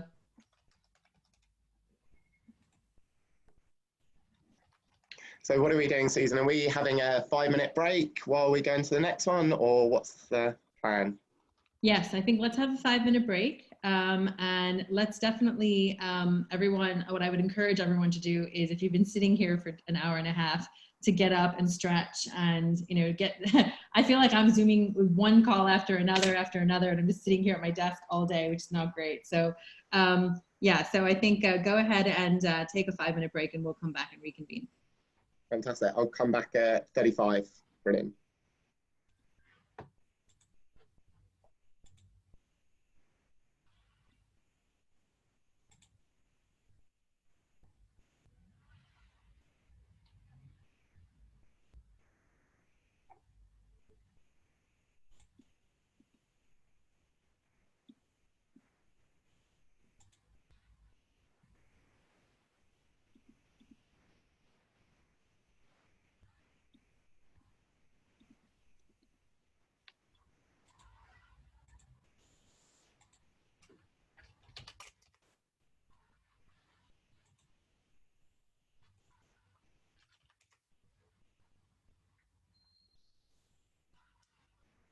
Vale, esto es InfoJobs.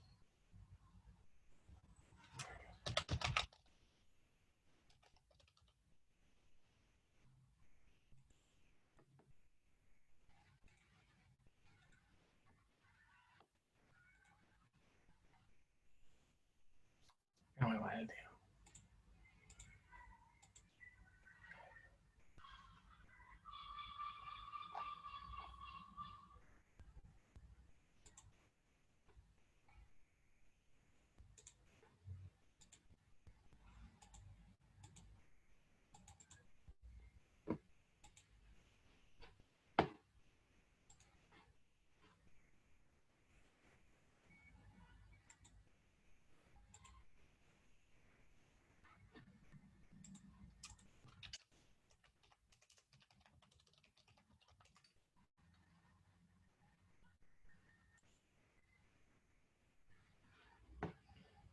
Sí, gente muy grande. No me calla, nada, bien, bien, hombre, es un poco gilipollas, la verdad. A ver, hay proyectos donde tiene sentido que que ponga toda la carga, y otros en los que no, y otros en los que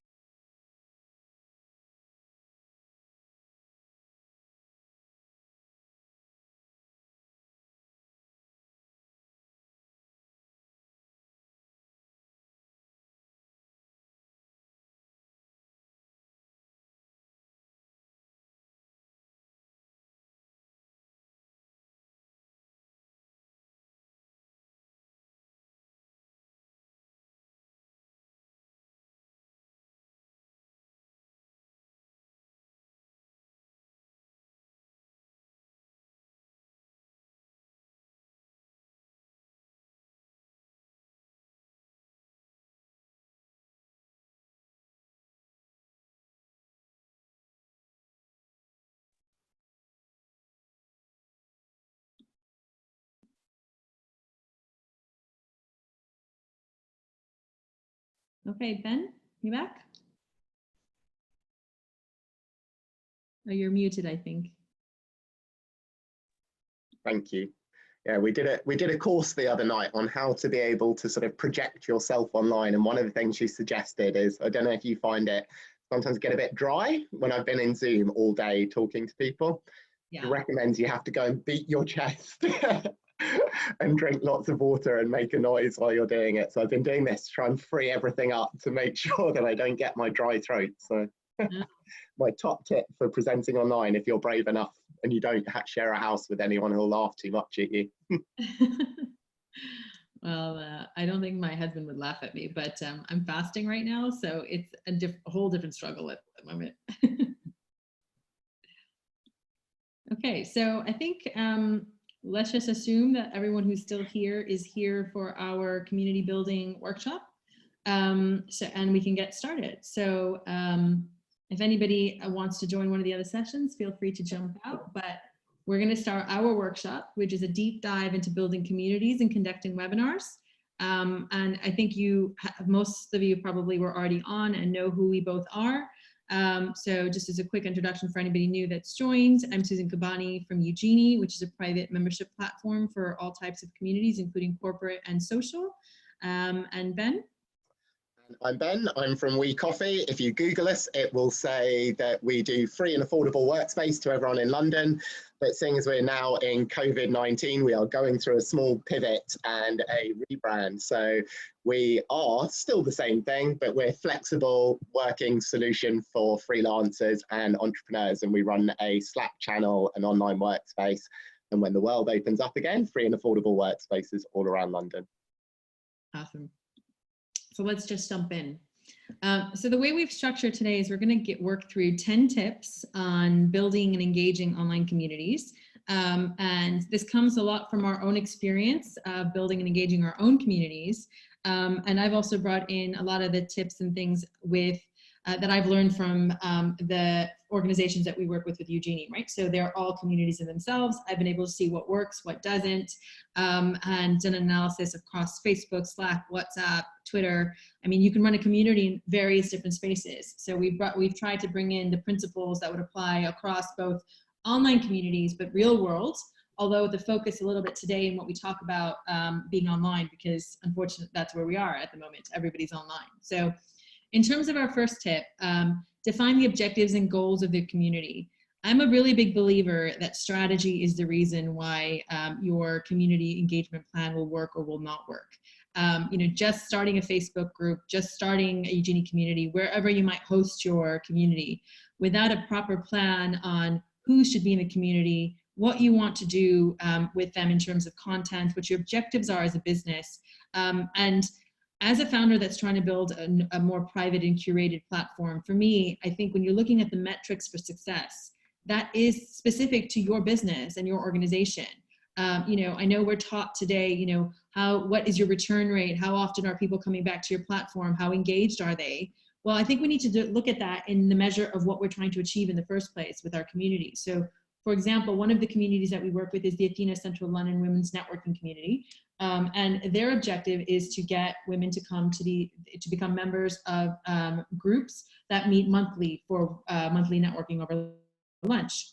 And so if we look at the objectives that we set for them, they're going to be very different to a new community that we're launching that is trying to support young people with depression right now, right? So they're going to have very, very different objectives and very different goals, which will then impact the strategy that we're going to do, not only to market that community, but to then bring people on and keep them make them stick.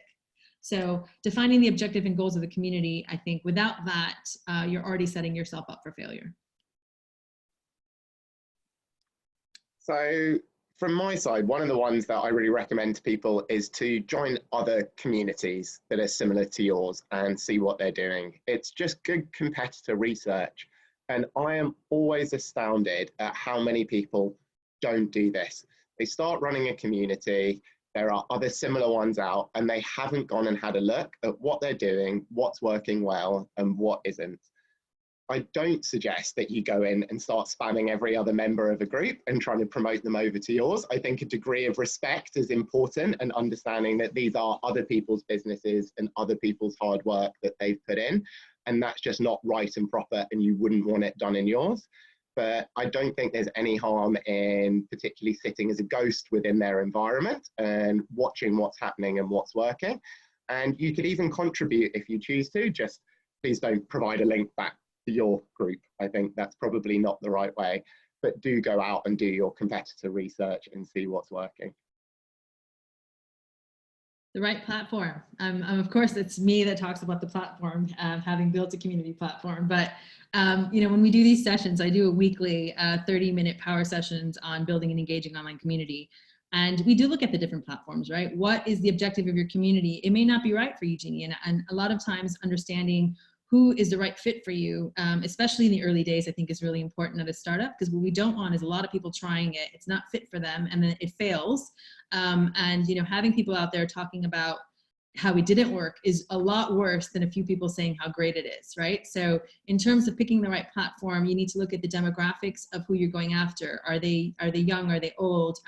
Recently, one of our competitors did a survey, and they found that older people, 40 plus, they like to stick to, they're still happy with Facebook and Instagram and some of these platforms, whereas in the younger generation is looking for niche, more private places to connect with passion-based communities. So we're looking at the demographic based on age. We're looking at what is their ability to use technology. You know, is it the best place? Is Facebook the best place because they already know how to use it? Is WhatsApp, is the community's objectives really about banter and quick succession of, you know, chatting with each other? Is it needs to be a bit more organized, so it's on Slack? Whatever platform you end up choosing is going to set a tone. But ultimately, I think the final bit of this point is making sure that whatever platform you do choose gives you analytics. Because one of the things that we'll talk about is getting feedback from your community without actually needing to get feedback. And that is all about behavior. So before I speak about that too much, in choosing the right platform, you also want to take a look at what analytics and user behavior does that platform provide you in helping to manage your community. So another one, create and introduce guidelines. Again, it sounds incredibly obvious, but I'm amazed how many communities I joined that don't have this. I think as a host as well, not only should you create those guidelines, and your guidelines can include what's appropriate chat, can you sell or not sell in an environment, for example, what you would expect people to do, to say hi, how you would like them to introduce themselves. It facilitates for people not only what they can and can't talk about, they understand if the environment is right. And I think it makes it easier for people to make that first hello as well. If they can see a structure, and it takes away some of the nervousness of sort of trying to write that first Tinder profile or something like this that people go through. I also think it's really important as a host that you stick to these guidelines. One of my favorite groups that I'm part of, the host is incredibly diligent at making sure if you put a post in the wrong place, he will move it over to the right place. He'll politely inform you this is where it is. He will give you the link of where that post should be going. If someone starts selling, he will come in and manage it so it doesn't need the community to sort of lose their temper at a new member or someone to lose. So I think put those guidelines in, but do understand as you write them that you are implicitly saying that you as a host and a manager will also manage those guidelines through, so that the community feels a sense of security in being in there, that you will do what you have said or you are asking them to do. It's a two-way streak. Stay organized and have a content plan. So this is really even more important with online communities. And I think this goes back to some of the strategy stuff I was talking about in point one, is that we need to be really organized and have a plan for several reasons. One, so that we are attracting the right people into our communities and then giving them content that is super relevant to them. We can't go with a one-size-fits-all model anymore. People are expecting to get more personalized, curated content sent to them. And I think the problem of digital noise, it's been exacerbated, right, with the lockdown, whereas it was always a problem. We all have WhatsApp groups we mute but won't leave. We all have Facebook, that we also can't go through all the notifications. So having, I think what the trends that we're seeing is that a lot of people are moving over from these more generic spaces to go into more curated communities, but then we need to make sure that the content that they're getting in those spaces is really relevant to not only why they came in the first place, but who they are within the community. So whether that's creating, you know, multiple groups or personas within your community, how are you serving them differently if you have different personas? But also, a lot of us as startups, when we're starting to build community, a lot of it is about engaging with that community. So if you have a content plan, you can schedule content to go out, right? Technology enables us to have some of those like weekly or daily posts that we need to make in that noisy digital world go out automatically. If you don't have that content plan, what I see our brands doing is constantly trying to catch up and make sure that they're doing enough to engage.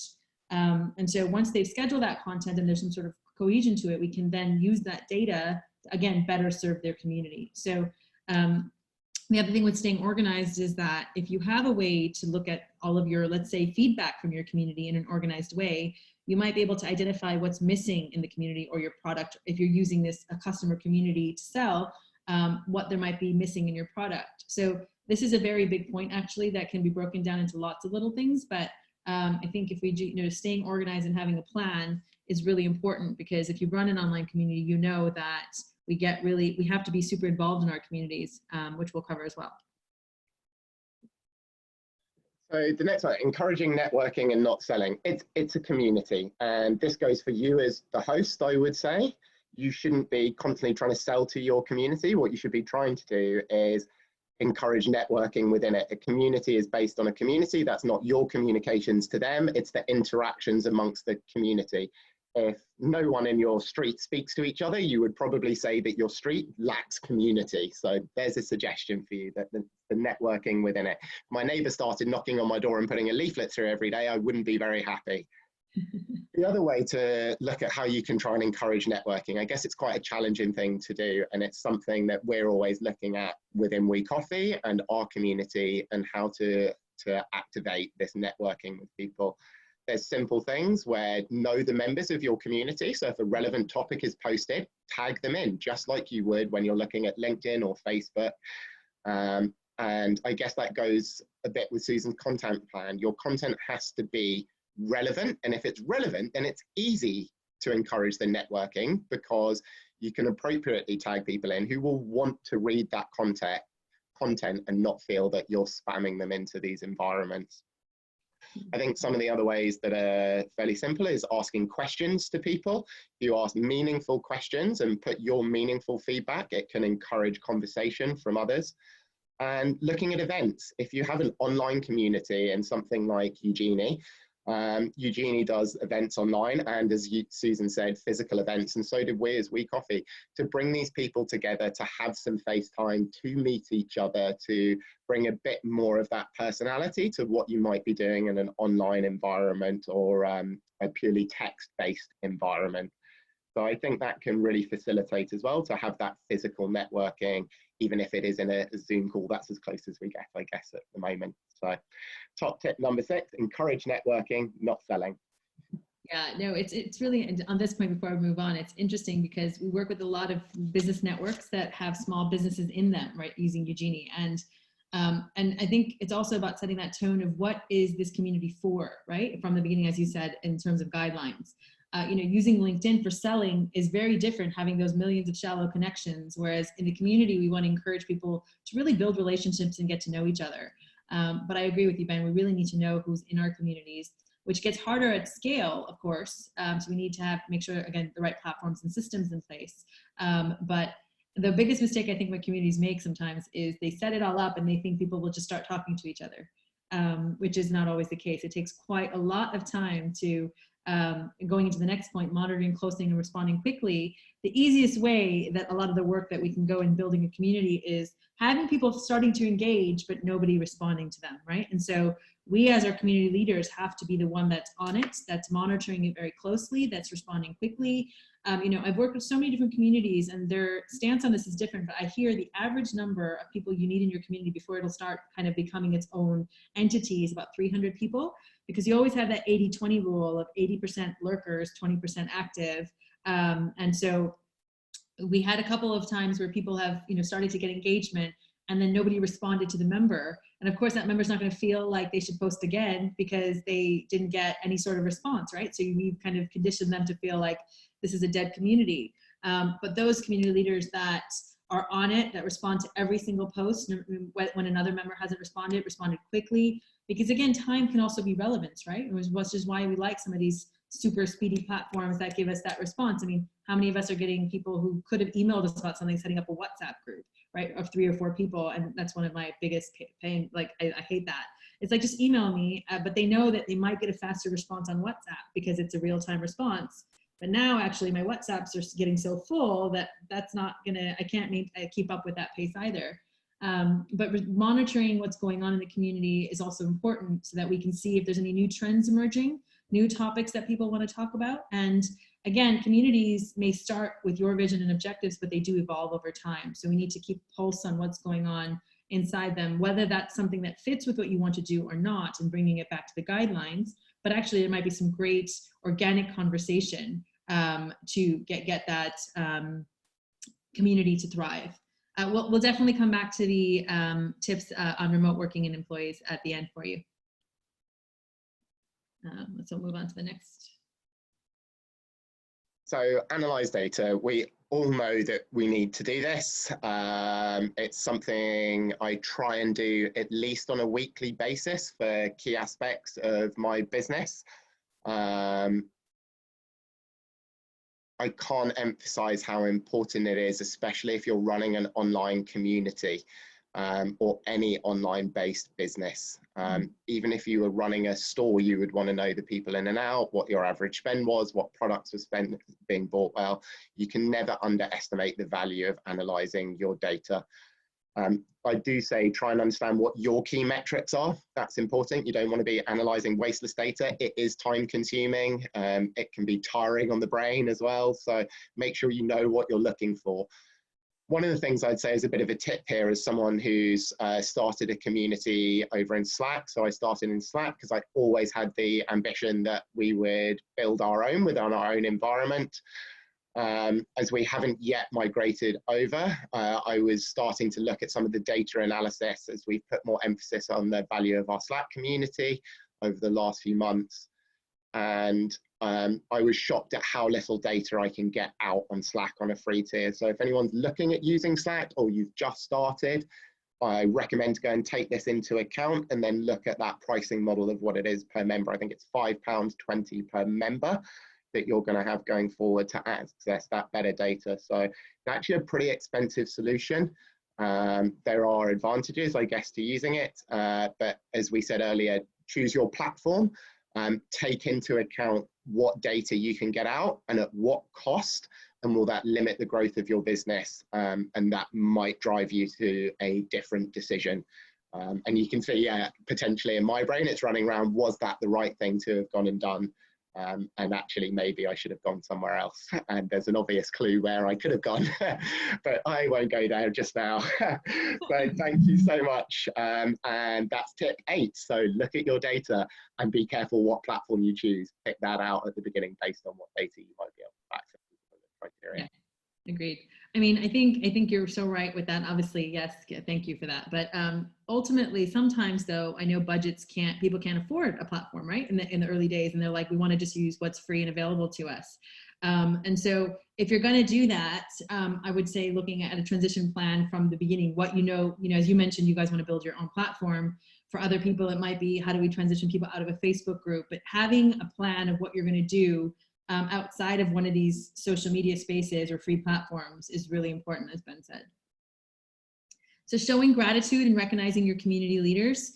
I think we have to be, very grateful that people will come and join our community of ours and engage, and, recognizing community leaders or ambassadors, people within your community for the work that they're doing, not paid. And I'm having a big internal fight here at UGNI in terms of how we're going to use gamification and help our communities better engage using some of those principles. But gamification is a very slippery slope, because at what point, when you stop and you take that incentive away, will people stop actually doing the behavior you're trying to get them to do? So if I said every time someone does X, I'm going to do Y, if that was a financial or gift right now, and in this climate I can't afford to keep doing that, are people going to stop engaging with my community? So using gamification, I think quite in a smart way, using any sort of machine learning or AI, which we're starting to look at, is it's interesting that we want to encourage behavior for people to further, engage in the community, but without creating a long-term burden on ourselves as a business. So in terms of some of the ways that we do it, we are starting to recognize our community leaders, having a community leader of the month, giving them some recognition on our social as we grow, so that people can then go and sign up to their communities. So there's different ways of giving recognition, right? Your kind of VIP elite members, and some of our brands, they upgrade those most active users to the next level of usage if it's a paid membership space. So ultimately, though, it's really important that you recognize those people, because they can also become ambassadors from a sales perspective for your business, or bringing in new members that would be relevant and right for your community. So the last one, be consistent and give yourself time. So I'll start with a give yourself time. I think Susan alluded to this earlier. It doesn't grow overnight. You need to be responding to people, be patient. You will have early adopters. That's what happens on these journeys. You have early adopters. Hopefully they will tell other people and you will start experiencing some sort of viral growth, but be patient with the growth of your community, and you never know when the right time will be. It might be at the start of a lockdown period, who knows? And then be consistent. So we talked about a content plan. So I think it's worth being consistent in what you're messaging about in terms of that content, but also be consistent. And what we really mean here is in how often you're sort of posting. Start to try and build a cadence for your community. If you have a weekly thought that you post out, or a weekly question that you post out, you have a day that you post your events out to tell people that your events are on, your community will start to then ebb and flow with you as you release various bits of information and engage back with the community. So that consistency is that cadence that you're building. And this is a sort of subconscious body clock that builds into you and everyone else within the community about when things are going to happen. And they will subconsciously start having a look for that notification that's come through about the message. It's just a behavioral piece. So really think about that. Don't just be sporadically posting all over the place at different times. Even if it is to a fixed content plan, try and build that cadence into what you do. And I think that's our 10 tips. Is that correct, Susan? Yeah, that's our 10 tips. And the final thought we'll leave you with is how to run webinars and how they can generate leads. Webinar strategy has been used by businesses for a long time. Our digital marketer has been encouraging us to do it as well. And ultimately, I'm starting to see it work here at Eugenie. At the same time, I will say, I think people are starting to get zoomed out. So how do we kind of strike that balance between running a webinar and trying to get people into it when actually people are getting screen fatigue and phone fatigue? So I can't say I can answer all of those questions, but I think it's about testing different times, different topics, and also being okay with if no one shows up, right? Ultimately, right? So you may run something right now and you might be very disheartened that no one showed up. And I've had a session where no one showed up, right? So the first week we started doing webinars, I ran 3 that week, and the third one, people were, they're like, nope, not coming to this. So, but what I was able to do is record it, and now I have an asset that I can, put a shot on replay. I can share with my community, and as long as the content is relevant to the people you're trying to serve, people are watching it. So they didn't show up, but now I know I can track what the views on that piece of content. And ultimately, that's going to help me both now and later. So, I would say with webinars, it can be as simple as, so I'm going to say the 3 things I did in the first week before our marketer automated everything, and anyone can do, right? You set up an Eventbrite, you use a Zoom link, and hopefully you have a CRM or some sort of system in which you can then send a follow-up, right? Those 3 things can actually get you to do your first webinar. And it doesn't have to be perfect. You'll learn from it. You'll learn what works, what doesn't. Your kind of, the values of what you're trying to do as well. I was struggling in the beginning. We do our real world events so people can meet each other. It's not just about us talking and on our pitch nights, the pitchers and the feedback from the panelists. We actually really want to encourage people to meet each other. So how do we facilitate that in a Zoom when people are talking over each other? So we started teaching Zoom etiquette as well. But even in the webinar, having an agenda, setting some guidelines, saying, we want everybody on mute for now. You can come off mute, you know, throw your questions into chat, giving some sort of guidance in terms of how you want to run that session. Seeing that we're at our 30 minutes, I'm going to say that if you have any questions on how to run a webinar, feel free to reach out to me or Ben on any of these, because he's doing them as well. We are running a webinar masterclass in a couple of Saturdays from now, so we can help you there as well. But ultimately, you know, being digital right now, I think, is tricky as much as it is an opportunity. So if we can do it right, and I think it's also about adapting quickly as well. So if you see a topic doesn't work and no one signs up for it, and you've got another one that you had 100 signups, then maybe you want to do that one again, right? Because but the whole thing here with the webinars is it's another thing you have to test to see what works or not. But I will say, in very early days in data, we're seeing it work for us. So that next month, I might say differently, because again, people are getting zoomed out. I think we have one question in the chat, which we can both give an answer to, and then we can see if there's any other questions, and then let you all go. But any tips on remote working and how to keep employees engaged? I think having a place where everyone's connected is really important, whether that's a WhatsApp group, a Slack channel, wherever that might be, to keep that conversation going right now. And I'll just use my husband as an example. So he's an investment banker. His team has been torn apart, with a third of them working from home, a third of them working in their main office, a third of them working in their disaster recovery site. So they've got the team broken up into 3 pieces. In the early days, they were doing a weekly meet with all, so he's part of he's got small teams and then part of a larger team. And his small team is having, 2 times a week, they're getting on a Zoom, they're chatting, they're talking, they're having that real-time banter and talking, of course, doing emails and stuff as well. But with the larger team, he's like, I feel really disconnected with them right now. So he suggested to his boss to bring back that kind of weekly check-in and getting in that FaceTime with his colleagues, so that, and we live an hour from the office. At the moment, he's actually one of the ones at the disaster site. So it's been great for him because it's much closer. But he said, once this is all over, I'm not so sure that I still want to work from here, because I'm just feeling very cut apart from my team at the moment. So I think trying to incorporate regular ways for everyone to come in and connect. And maybe and I've seen some of our brands not even do it based on work, but doing a social check-in. Depending on the culture of the company, though, to be honest, right? That's not going to work for everyone. Some people may say, no, there's no way I'm going to have a 5 o'clock beer, remotely with my coworkers. So it's taking a look at the culture of your team, and what you can facilitate. But I think having a regular way to have some face-to-face time, because the other challenge I'm also seeing a lot of questions that are coming about is, does my boss know how hard I'm working? A lot of people are actually probably working harder right now. But there's no visibility to that. So there's no ability to understand that, yes, I'm being appreciated for this work that I'm doing. They know that I'm doing this. So I think in addition to having that check-in and FaceTime, individual times as well, just to say, how are you doing? And, yes, we acknowledge this work that you're doing, so that people feel kind of connected to the company as well. Ben? So I'm obviously a massive advocate of remote working, because my whole business was built off a vision that people could and should be able to work from wherever they want in the world, and can do a very good job at it.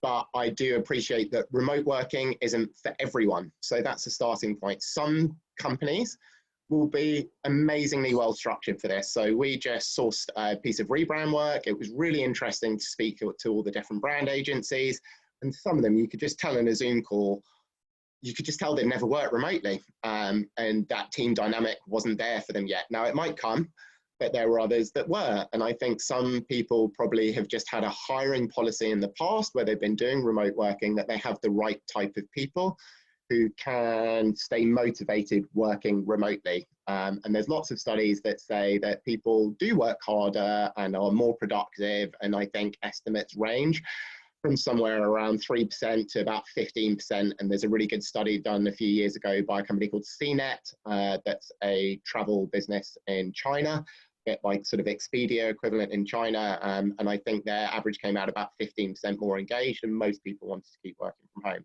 But my point is, it's not right for everyone. There'll be some people who just cannot stay engaged working from home. And therefore people should think about this in their hiring policies going forward, and try and understand what it is that makes some people such great remote workers and others not. For the people who are more challenging, I've seen some cool things being done in the past if you're brave. So I went to Pivotal Labs. Pivotal Labs is now VMware, got bought by VMware. I was doing some projects with Ford Motor Company, and they had developers all around the world, and we were launching tech services. What they did is basically when anyone came into the office, wherever they were in the world, you put on your Skype, your Zoom, whatever the equivalent video call was, and you just worked with your camera on. That will help engagement to a degree, quite substantially, as you can imagine, because people are watching you to see if you're working. So that will make a difference. They had a cool thing for the developers, again, if you're brave. So if a developer released a bad piece of code and it caused a problem, literally a red light went off above your head and starts flashing, and people can see it on the camera and everyone can see it in the office. If it flashes for quite a long time, people come over and offer help to them to fix out the problem. So that can be a nice way as well. It's sort of building, you know, but again, you have to be quite brave and see if you're comfortable and your employees would be comfortable. That's a massive change in policy for people who are working already, and something I guess that's quite hard to set up from home, but gives an example of accountability. And I guess that's what the Zoom call and the light is doing, is the accountability. So I don't think there's any real answer. I think you need to trust employees as well. I think people do generally work pretty hard from home. Maybe if they're not engaged, maybe you're giving them boring work to do. Maybe it's not challenging enough for them. Maybe there's other problems there that you need to go and look at why they're not engaged in what they're doing. But yeah, sorry, no perfect solutions. But I do believe that the majority of people actually work pretty hard, and a degree of trust should be provided. And if you don't, get them in a Zoom call. At least you can see them. Yeah, or ask them. I think that's the final thing that we'll leave everyone is ask them, right? A lot of these principles are, you know, we need to ask our communities, ask our employees, ask our customers what we can do to help them at the moment. And it may be something, it may be simple as, to be honest, I just want to be left alone, right? And we need to be okay with that as well. You know, we want to go above and beyond at the moment. I sent out a survey to all of our existing customers with 4 options. I try to make it as simple as possible because we know that people don't like to give feedback, even though it's simple sometimes. And one of the options was, you know what? We're good. We don't need you right now. We're serving our own people. We're getting on with it. Or we're on furlough. We're not working. We're taking a step back. Actually, we don't want you to email us at all. So I think if we can leave a final tip and note on all of this is ask them what they want. And I know people don't always do what they say, or you know, their behavior can be very different, but at least it will be they will see that you are trying.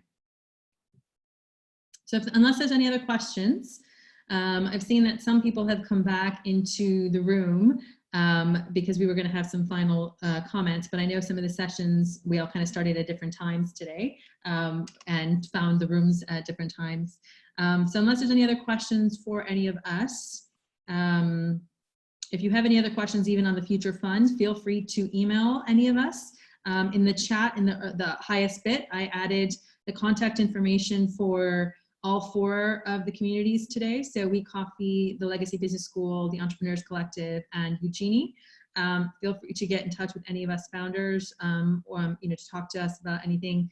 And if there are further questions, feel free to email them to us. We have already talked about doing a follow-up session to this in a couple of weeks when there's more clarity and more information. If there's any topics that anybody wants covered in it, you know, that we didn't cover today, feel free to suggest those as well, and we can bring in other experts to cover those different types of things. So if there's nothing else, I think I will go ahead and say goodbye to you guys all and wish you a good day. Super. Thanks, Susan. Goodbye, everyone. Have a lovely day. Thanks again, Bill, as well, for all of your great advice today.